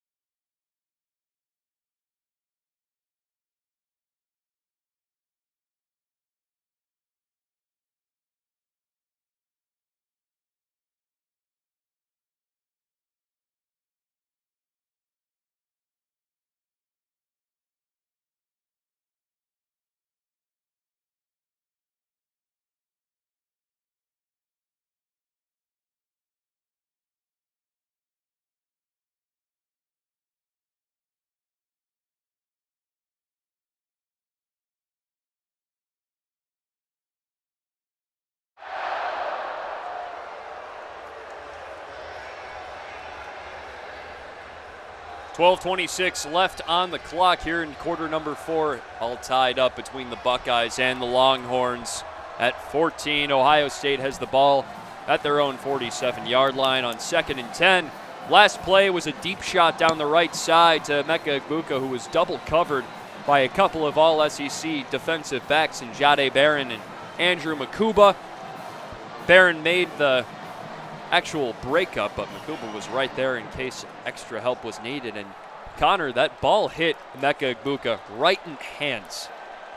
But like you said before the break, Barron's not the Jim Thorpe winner for nothing. He was right there in coverage, just able to swat it away while Egbuka tried to high point that thing. So that's a great ball by Howard, but even better defense by the defensive back and Barron. Both teams back out onto the field. Buckeyes on the near hash line. Will Howard in the pistol formation with Quinshawn Judkins behind him. He motions to his right side. 2 receivers out wide on each side. Smith and Egbuka on the left. Howard takes a snap, quick throw over to the right for Judkins. He breaks a tackle, had some space on the right side and got right to about the sticks. He might have got the first in there moving the chains. That's a great block on the edge by Carnell Tate. Was able to take Malik Muhammad completely out of the play, push him down to the ground, and allow Judkins to turn that corner to get the first down. That takes it up to the 42. They're in positive field position now. 12 minutes exactly on the clock. It's 1st and 10 for Ohio State. Ball spotted at that 42 again. Will Howard in the shotgun. Judkins, the Ole Miss transfer, to his left. Howard has to make a check with his offensive line. 2 receivers out wide to the left. Carnell Tate alone on the right. Howard takes the snap, fakes the handoff, fires over the middle to the outstretched arms of Carnell Tate. Couldn't quite get it there. That was a very tight coverage that time. I think it was almost Michael Taft coming up from the safety spot, and it was very tight on Tate that time. It was actually Malik Muhammad, he was right set for set with Tate. Made sure he couldn't get that. Howard in the shotgun, 2nd and 10, 11:38 on the clock, 14-14. He takes the snap, belt high, drops back, fires it over the middle on the check down for Judkins, runs to his right and cuts it upfield to about the 37-yard line. That's a gain of 5 for Judkins, the junior. Yeah, just a dump off. Good job by Howard, recognizing everything was taken quickly. Just dumps up for Judkins, gets the Buckeyes towards the 35. You're in 4-down territory here, Connor. I don't think you're in Jaden Fielding range just yet, so you got 2 plays to get 4 yards here for the Buckeyes, so you can certainly run the ball on 3rd down if you want to. 3rd and 4, they're going to give him 6. Ball on the 36-yard line, 11 minutes to go. Howard in the shotgun on the far hash line. Henderson to his right. 2 receivers split out wide to the left, Egbuka and Smith. G. Scott in line, and they're going to say that was a false start on Ohio State. if the Texas D-line is correct. False start, offense, number 70. 5-yard penalty, go down. Josh Fryer, the senior right tackle, all Big Ten, third team in 2023. He is flagged with that, and he just barely moved that right leg. Yeah, but he did move it. That was the key. So good spot by the officials. And Fryer, that's not what you expect out of a veteran like him. He's played the last 52 games for the Buckeyes, and that could be costly. Now it's 3rd and 9. Ball on the 41-yard line. 10:44 left to go. Howard claps. Takes a step, takes the snap, drops back 3 steps, fires off to the left side for G. Scott Jr. He's open in the flat, knocks down a defender, tries to scamper upfield, gets to the 35. He's a little bit short of the first down. He's taken down right at the sideline. Jade Barron and Malik Muhammad were there. But you know what? Heck of an effort there by Scott. Just fighting through multiple tackles, was able to lunge forward across the 35-yard line. And you know what? This is going to put Ohio State back within 4th and 2, and they're going to obviously go for this here. But that just gives your team a lot more of a manageable down and distance here.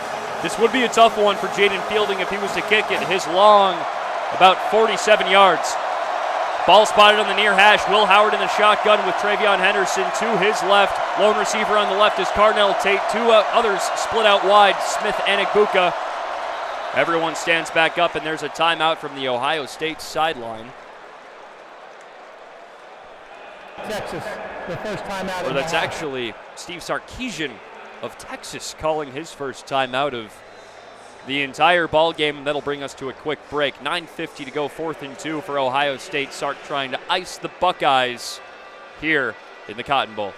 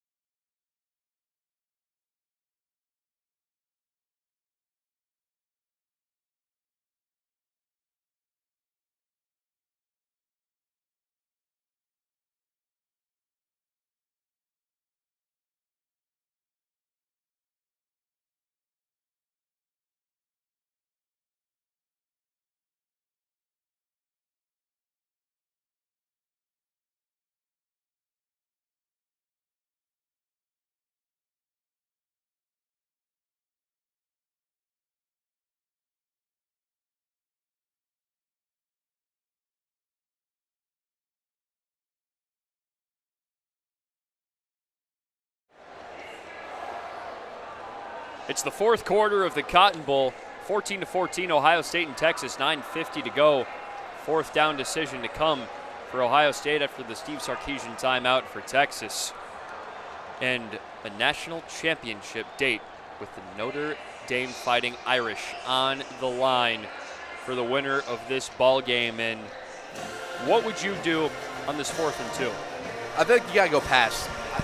Obviously, 2 yards to go, you want to put that ball on the ground, but just neither team can really run the ball well so far. They're both averaging about 2.6 yards per carry. I think if you're Ohio State, you put trust in your veteran behind center and Howard, and you let him make a play. Obviously, Carnell Tate's been big over the middle here in that short intermediate game today, so you can look for him. Obviously, Emeka Igbuka could be over there. You can use one of your tight ends here. I mean, I think you have a lot of opportunities to open up the playbook here and go pass and just get a short pass. Don't need to take the home run shot. Just get enough for a first down. Here come the Buckeyes back out onto the field. They've got Carnell Tate, Jeremiah Smith, Emeka Igbuka, and it looks like G. Scott waiting for them to break the huddle. It's Will Kazmarek instead of Scott. And they've got Henderson in the backfield. All 3 wide receivers are out to the right side. Kazmarek's in line on the right side with him. Texas showing blitz with 6 players. They want to go all out. Howard in the shotgun. He runs it himself right up the middle. Howard's got some space, beat the last defender, but he tripped and fell at the 15-yard line. That's a first down for Ohio State. Could have been a touchdown. I think he would have scored. The turf monster got him, Connor, but you know what? I don't think I ever would have expected a QB power that time for Will Howard. I think he caught everyone off guard. Just a great block there by Luke Montgomery pulling from the left guard position to open up that hole, and Howard just ran to daylight and just tripped up at the very end, or else he might have given the Buckeyes a lead. He's had some key runs this season, Will Howard. 7 touchdowns on the ground for him. He's in an empty formation on the near hash line. 1st and 10, 9 minutes to go, ball in the 16. He takes the snap, pitch play over to Igbuka, curling up the middle, getting some extra yardage up to the 8-yard line, tackled down at the hashes by Andrew Makuba, who seems to be in on almost every play. No kidding, but Chip Kelly drawing up a lot of misdirection that time, and razzle-dazzle took Henderson going out towards his sideline, motion to Buka back in on the inside give, just a little pitch play. All the eyes were on Henderson, who was going on the end around the other way, and Ibuka was able to search forward for a good gain. Howard under center. Judkins his tailback. Ball spotted at the 8.5 minutes to go, 14-14. 2 receivers stacked up. Jeremiah Smith in motion. Handoff to Judkins. Shakes off to the left side. Gains about 5. He's knocked down at the 3-yard line. Just outside the hashes. It's 2nd and goal now for Ohio State. That's a good block there by Bennett Christian, just cutting off the interior that time. Look at Colin Simmons came off the edge to make the run stop, and Christian was able to take him out the play and let Judkins get down that left side. Now the Buckeyes, 4 plays here to get 2 yards. Will Howard in the shotgun, Judkins to his right, lone receiver Jeremiah Smith off to the left, Tate and Igbuka off to the right. Howard takes the snap, QB power up the right side, tackled down right at the goal line. Looks like he was just a touch short. Looks like Michael Taff wrapped him up, but that is 3rd and inches. Inches might be an overstatement. It might be centimeters. For the Buckeyes, they'll bring 3 tight ends in. Jelani Thurman, looked like Bennett Christian came in as well here for Ohio State. Pat Gird's out there, and they're just going to bring power. All 3 of those tight ends you said in line. Thurman and Christian on the right side. Christian motions out to the left. Handoff, Judkins powers through the line for a touchdown on the left side, and the Buckeyes take the lead in the 4th of the Cotton Bowl. Power running for Ohio State. Got the job done. Will Howard set it up on that big run. Judkins with another nice one to get down to the edge, and he finishes off himself with a 2nd touchdown of the game for him. And Ohio State, that's the drive you needed here in this one. And that's who you needed to give it to there on the goal line, Quinshon Judkins. 2 touchdowns today for the Ole Miss transfer, 12 on the ground for him this season. How about it? Jaden Fielding out there to boot the extra point for the 3rd time today. It's 20-14, 7 minutes and 2 seconds to go. Frillman snaps, McGuire holds, and Fielding boots it straight through the uprights. It is 21-14. The Buckeyes have the advantage. And these Texas Longhorns, Connor, are going to need a nice drive from Quinn Ewers. They need the response. It was Ohio State with the backs up against the wall. It felt like now it's Texas. Still 7 minutes left to play, but that time just gets smaller and smaller the more plays you take here throughout this quarter. So if you're Texas, you kind of need that touchdown drive now, it feels like. So it was Ohio State who needed it. They got it. Now let's see how Quinn Ewers and the Longhorns respond here. It's going to be Will Stone out there to kick it off, and he kicked that last extra point. Definitely curious to see what the deal is with Bert Auburn, but I'm totally mistaken. We're flipping teams here. It's been a long weekend. That would be Jaden Fielding out there to put it away for Ohio State. Excuse me. I think for the answer for Auburn, he's struggled recently. I think he just got benched straight up, and they're going to give Will Stone the chance here. And could very well come down to his leg here down the stretch of this. It certainly could. Fielding running up to the line, swings the leg through, ball travels end over end past Silas Bolden into the back of the end zone past the Texas painting. So the Longhorns will get the football at the 25-yard line, and Connor Canfield, do you think they will lean on their running backs once again this drive? I think you certainly could. You still have 7 minutes left. There's plenty of time to go down the field here. So you don't want to just go all-out air raid here and sell your book to Ohio State. You still have time to get some runs off, but look for those running backs to not only be a factor on the ground, but out of the backfield as well. Ewers is in the shotgun. He splits running back Jaden Blue way out wide. He's with Matthew Golden and Ryan Wingo on the left. Ewers takes the snap, fires out right to Gunnar Helm. His first reception on the sideline. Brought out of bounds by Sonny Styles at the 33-yard line. I can't believe we haven't said his name until now. I mean, yeah, he's been such a big part of this Texas offense this season. 744 yards on 58 receptions, and he made a nice one there by the fingertips. Ewers takes the snap, hands off to Blue, cutting it off to the left side, meets a couple of Buckeyes, brought down by Jermaine Matthews and Jordan Hancock after a big old gain of about 8 roughly. That's a good play by Hancock. He took off the inside edge there from Blue that time, and if he didn't, there was a chance he could have sprung that one and he just had Jermaine Matthews to beat, but he forced him back outside and right into the waiting arms of Matthews. 6 minutes, 20 seconds left to go. Ball on the 41-yard line of Texas. Ewers in the pistol, fakes the handoff to Blue, steps up in the pocket, looking left, has a wide open Gunnar Helm running down the sideline with it, and staves off Caleb Downs with the stiff arm. He got all the way to the 24-yard line on the other side, and a flag flew straight into his vicinity. This could come back, but for now, that's great play design. Let's go down to the field and see. After the play, unsportsmanlike conduct, offense number 85. It's first of the game. 15-yard penalty. It's first and 10. So Gunnar Helm pointed at Caleb Downs after he gave him the stiff arm before stepping out of bounds. So instead of getting all the way to what would have been the 25-yard line, they have the ball spotted at the 40. I mean, that's textbook. You pointed right at him. I mean, either team, that's going to be unsportsmanlike. You can't have that at this point. Absolutely not. Ball spotted just inside the left hash. Ewers takes the snap, steps up in the pocket, fires deep down the right side to Golden, who catches it and falls to the ground at the 13-yard line, just outside the numbers. Huge first down, and the Longhorns are in the red zone. And just a secondary breaking down for Ohio State now. Back-to-back big gains. Golden got wide open, and Texas moved the ball.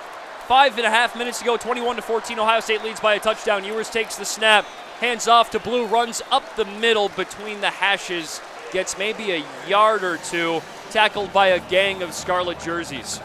It was JT Tuimola who led the charge that time, lassoed him down from behind. That's a small gain in Ohio State now. A touchdown here wouldn't be the worst thing. If you let it in now, it gives your offense a chance, but obviously if you're the Buckeyes, you want to just keep them out of the end zone at all costs. 5 minutes left to go. Ball spotted in between the hash lines. Quinn Ewers in the shotgun, Wisner to his right, Helm in line at tight end, 2 receivers out wide to the left.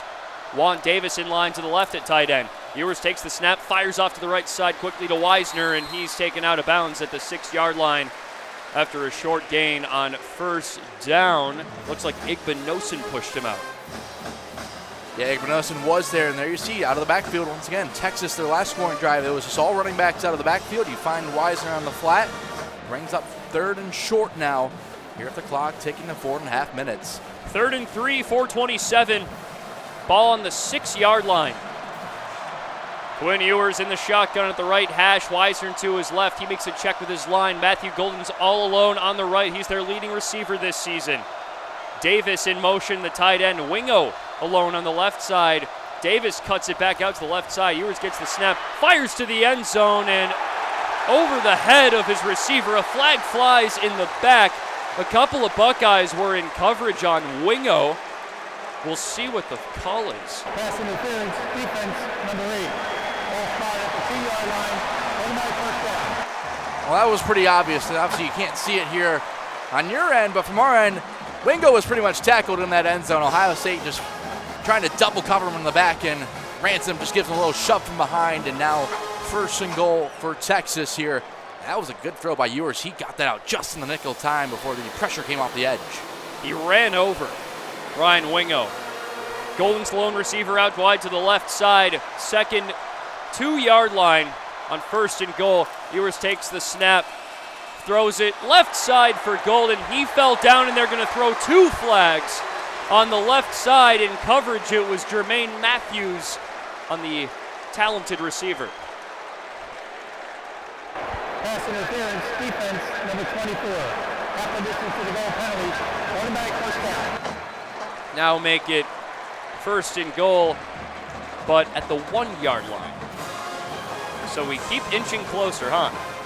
That we do indeed, and Matthews just got the inside arm of his grabbing Golden, trying to make sure he couldn't get leverage on the slant. That's a textbook PI, and Texas now, Paul got the 1. You gotta imagine they're about to punch this one in here. Big boy formation. Ewers is in there with a D lineman right behind him. Jarrett Gibson, the 3rd-string running back, he gives it to him, runs right through the pile, stopped right at the goal line, and they're going to call him short. Looks like Tyleek Williams led the charge. Yep, Williams and Sawyer came off the edge. Got Jarrett Gibson, the tailback, down. First time we've said his name tonight, big bruising tailback. And they're just trying to go power that time, and the Buckeyes were able to match it. Makes it 2nd and goal, 3.5 minutes to go in quarter number 4. 21-14. What's the plan here for Texas? Ewers is out there with Wisner behind him now. 2 receivers out wide to the left. It's Golden and Wingo. Davis, the tight end's in motion from right to left. Helms in line on the right. Split out wide for Wisner. He pitched it to him, and he's tackled for a loss by Ransom. That's 5 lost from the running back. They tried to go quick option out left side, and that Ohio State defense was all over it. And we saw this in the middle of the year. Nebraska, Iowa, Purdue, Ohio State defensively, they were able to make a lot of goal line stands. Penn State as well, they made a couple. Now late in the season, semifinal game, can you find another one in you? That's a big loss. That will go in the record books as a 6-yard loss for Wisner and a tackle for loss by Lathan Ransom. Ewers is in the shotgun on the left hash. Wingo is the lone receiver to the left. Takes the snap, drops back, looking left, fires for him, and it's out of reach for his receiver, Wingo. Igbenogson there on coverage was able to force Wingo to the boundary that time. I'm honestly very surprised. That could have been pass interference. He kind of gave him a little bump. They got away with it, and now 4th and 8, 2:29 left to go. Texas season potentially hangs in the balance on this one play. 4th and goal, ball spotted at the 8-yard line. 2 minutes, 29 seconds to go here in the 4th quarter. 21-14, Ohio State leads. Ewers in the shotgun, Wisner to his left, 2 receivers out wide to the left. Wingo and Helm, 2 out wide to the right. Ewers takes the snap, rolls left, he's sacked, and a fumble. Jack Sawyer picked it up, and he's rumbling down the sideline. 40, 30, 25, 20, 10, 5, touchdown Jack Sawyer. 27-14, the sack, the scoop, and the score. Oh my goodness, are you kidding me, Jack Sawyer? Showed the speed of a track star flying down that sideline, and I said Texas season hung in the balance, and it might have just went to its grave there with that Sawyer scoop and score. I can't believe what I just saw. Captain Jack, they called him. That he was on that play, Connor Canfield. That is nightmare scenario for Quinn Ewers and the Texas Longhorns. Jaden Fielding on to kick the extra point. 2 minutes left to go, and all of a sudden it's a 2-touchdown game. Texas fans with heads in their hands throughout this stadium. The energy has been sucked out of it as the extra point is right through. 28-14, the Buckeyes have taken a 2-touchdown lead in the Cotton Bowl, and you see the Buckeyes fans putting their horns down in the crowd. In Texas, it's just not looking great for them right now, Connor. No, it is not. I mean, my hands are on my head. I'm with the Texas crowd right there, and I can't believe that. Just a scoop and score, and Ohio State goal line stand after goal line stand throughout this entire season, and that might be the biggest one so far. We're going to cut it to a quick break here. 2 minutes left to go in this ball game. It's 28-14. Ohio State leads with a date to the national championship potentially in the balance.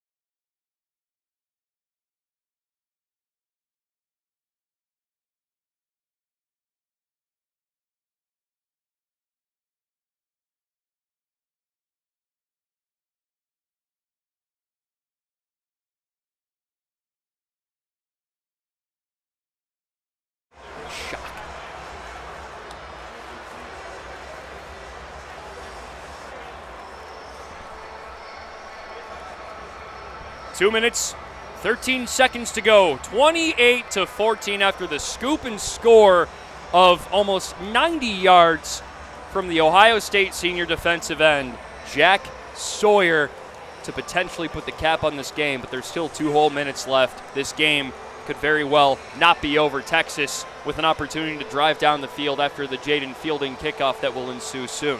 Absolutely, but you know what? That scoop and score makes it that much harder for Texas. You now got to go 2 touchdowns in 2 minutes. You have to score, get an onside kick, and get the ball back. So even if that had been a sack, that's huge for Ohio State. You get the ball back with 2 minutes left to play, chance to run the clock out.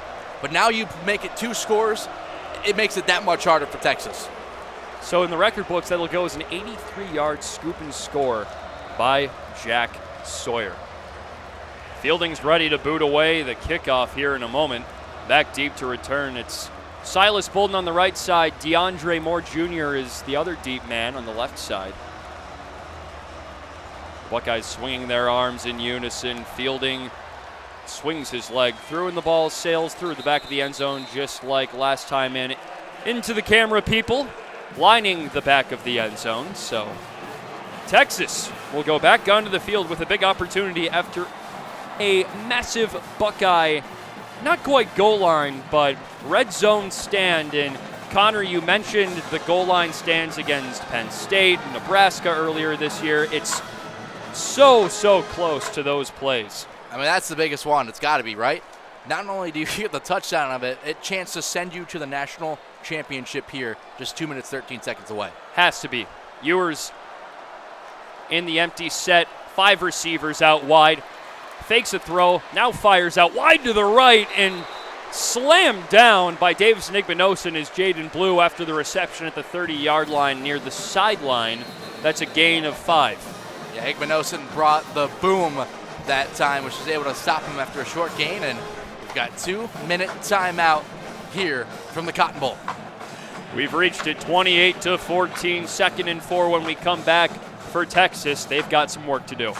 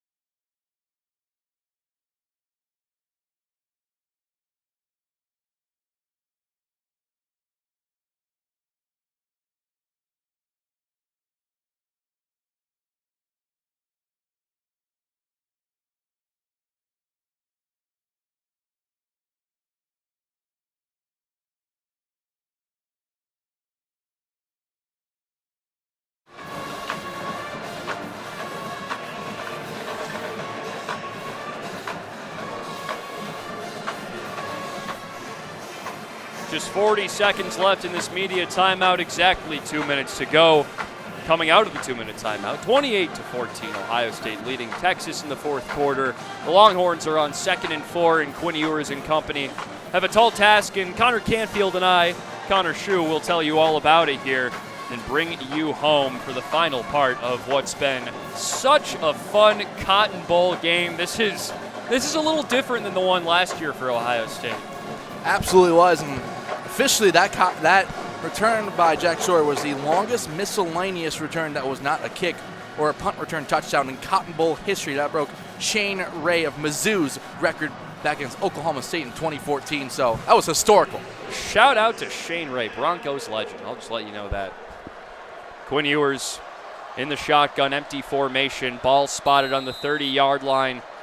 Near hash, golden and blue out wide on the right side. Ewers takes the snap, looks right, rolls to his right. Tyleik Williams in pursuit, fires out there and bounces off the hands of Jaden Blue on the sideline in coverage with Sonny Styles. Yeah, good job there. It looked like Jack Sawyer kind of came off the edge, was able to pressure Ewers. That time forced him out of the pocket and fired towards that near side sideline. Third down there here for Texas.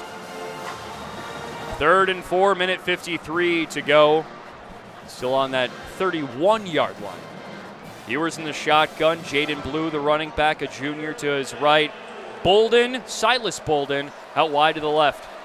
Ewers takes the snap, steps up in the pocket, fires over the middle. That's straight into the hands of a Buckeye defender, and guess who? It's Caleb Downs. What a play. And partner, that might have just sealed it. They're going right to the end and into their end zone to greet the fans. Minute 44, Texas has 2 timeouts, and Caleb Downs might have just set the Buckeyes to Atlanta for a chance at a national title on Monday, January 20th. His first INT in a Buckeye uniform. How about that? What a time. What a time to do it. Now the Buckeyes probably just have to get 1 first down here, and this thing's all over. He threw it straight to Caleb Downs right there in the middle of the field. His receiver slipped and fell down. Looked like that was Bolden who was going to get to it, but yeah, he tripped, and now the Buckeyes have it. Ball spotted on about the 41-yard line in Ohio State's territory. Minute 44 to go. 28-14. Howard hands off to Judkins up the middle, navigating through tacklers, eventually brought down after a long run by Andrew Makuba. Roughly 9 yards, just a hair short of the first down. Yeah, he almost got everything they needed. About 9.5 that time. Good, powerful run there by Judkins. He's only got 4, or should I say, a couple of carries here in this one, but they've been impactful. He's made a big impact in this one, and tonight's attendance, sponsored by Austin Crume, is 74,527 here at the Cotton Bowl Classic inside AT&T Stadium, also known as Jerry's World, the home of the Dallas Cowboys. Will Howard's under center on 2nd and 1, 32-yard line, 50 seconds to go, and he sneaks it right up the middle for a slight gain and the first down, and that just about seals it. 50 seconds and counting, and Will Howard signaling the O out to the Ohio State section of the crowd, and what a way they finished this one up. And now, Connor, 2 best words in all of football: victory formation coming up for Ohio State. 30 seconds to go. They're preparing to get into it. What a fight from Texas, but just couldn't quite get the job done in the end. This Ohio State team, just a team of destiny, it seems like, as Will Howard kneels and the Buckeyes rush the field in a Cotton Bowl victory and a date to the national championship to fight against the Notre Dame Fighting Irish. A rematch of last year's game early on in the season. It's a trilogy now, partner. We got last year, 2022, to open that campaign, and now a 3rd chance here for these 2 teams, and the biggest stakes, a national title on the line here in this first ever 12-team playoff. That's going to be a good one. The number 8 seeded Ohio State Buckeyes trump the number 5 seeded Texas Longhorns, again, to go to the national championship. 28-14 is the final score here in Arlington, Texas. And we'll see you there here with Scarlet and Gray Sports Radio. For Connor Canfield, for Austin Crume, for Tyler Danburg. We will see you later.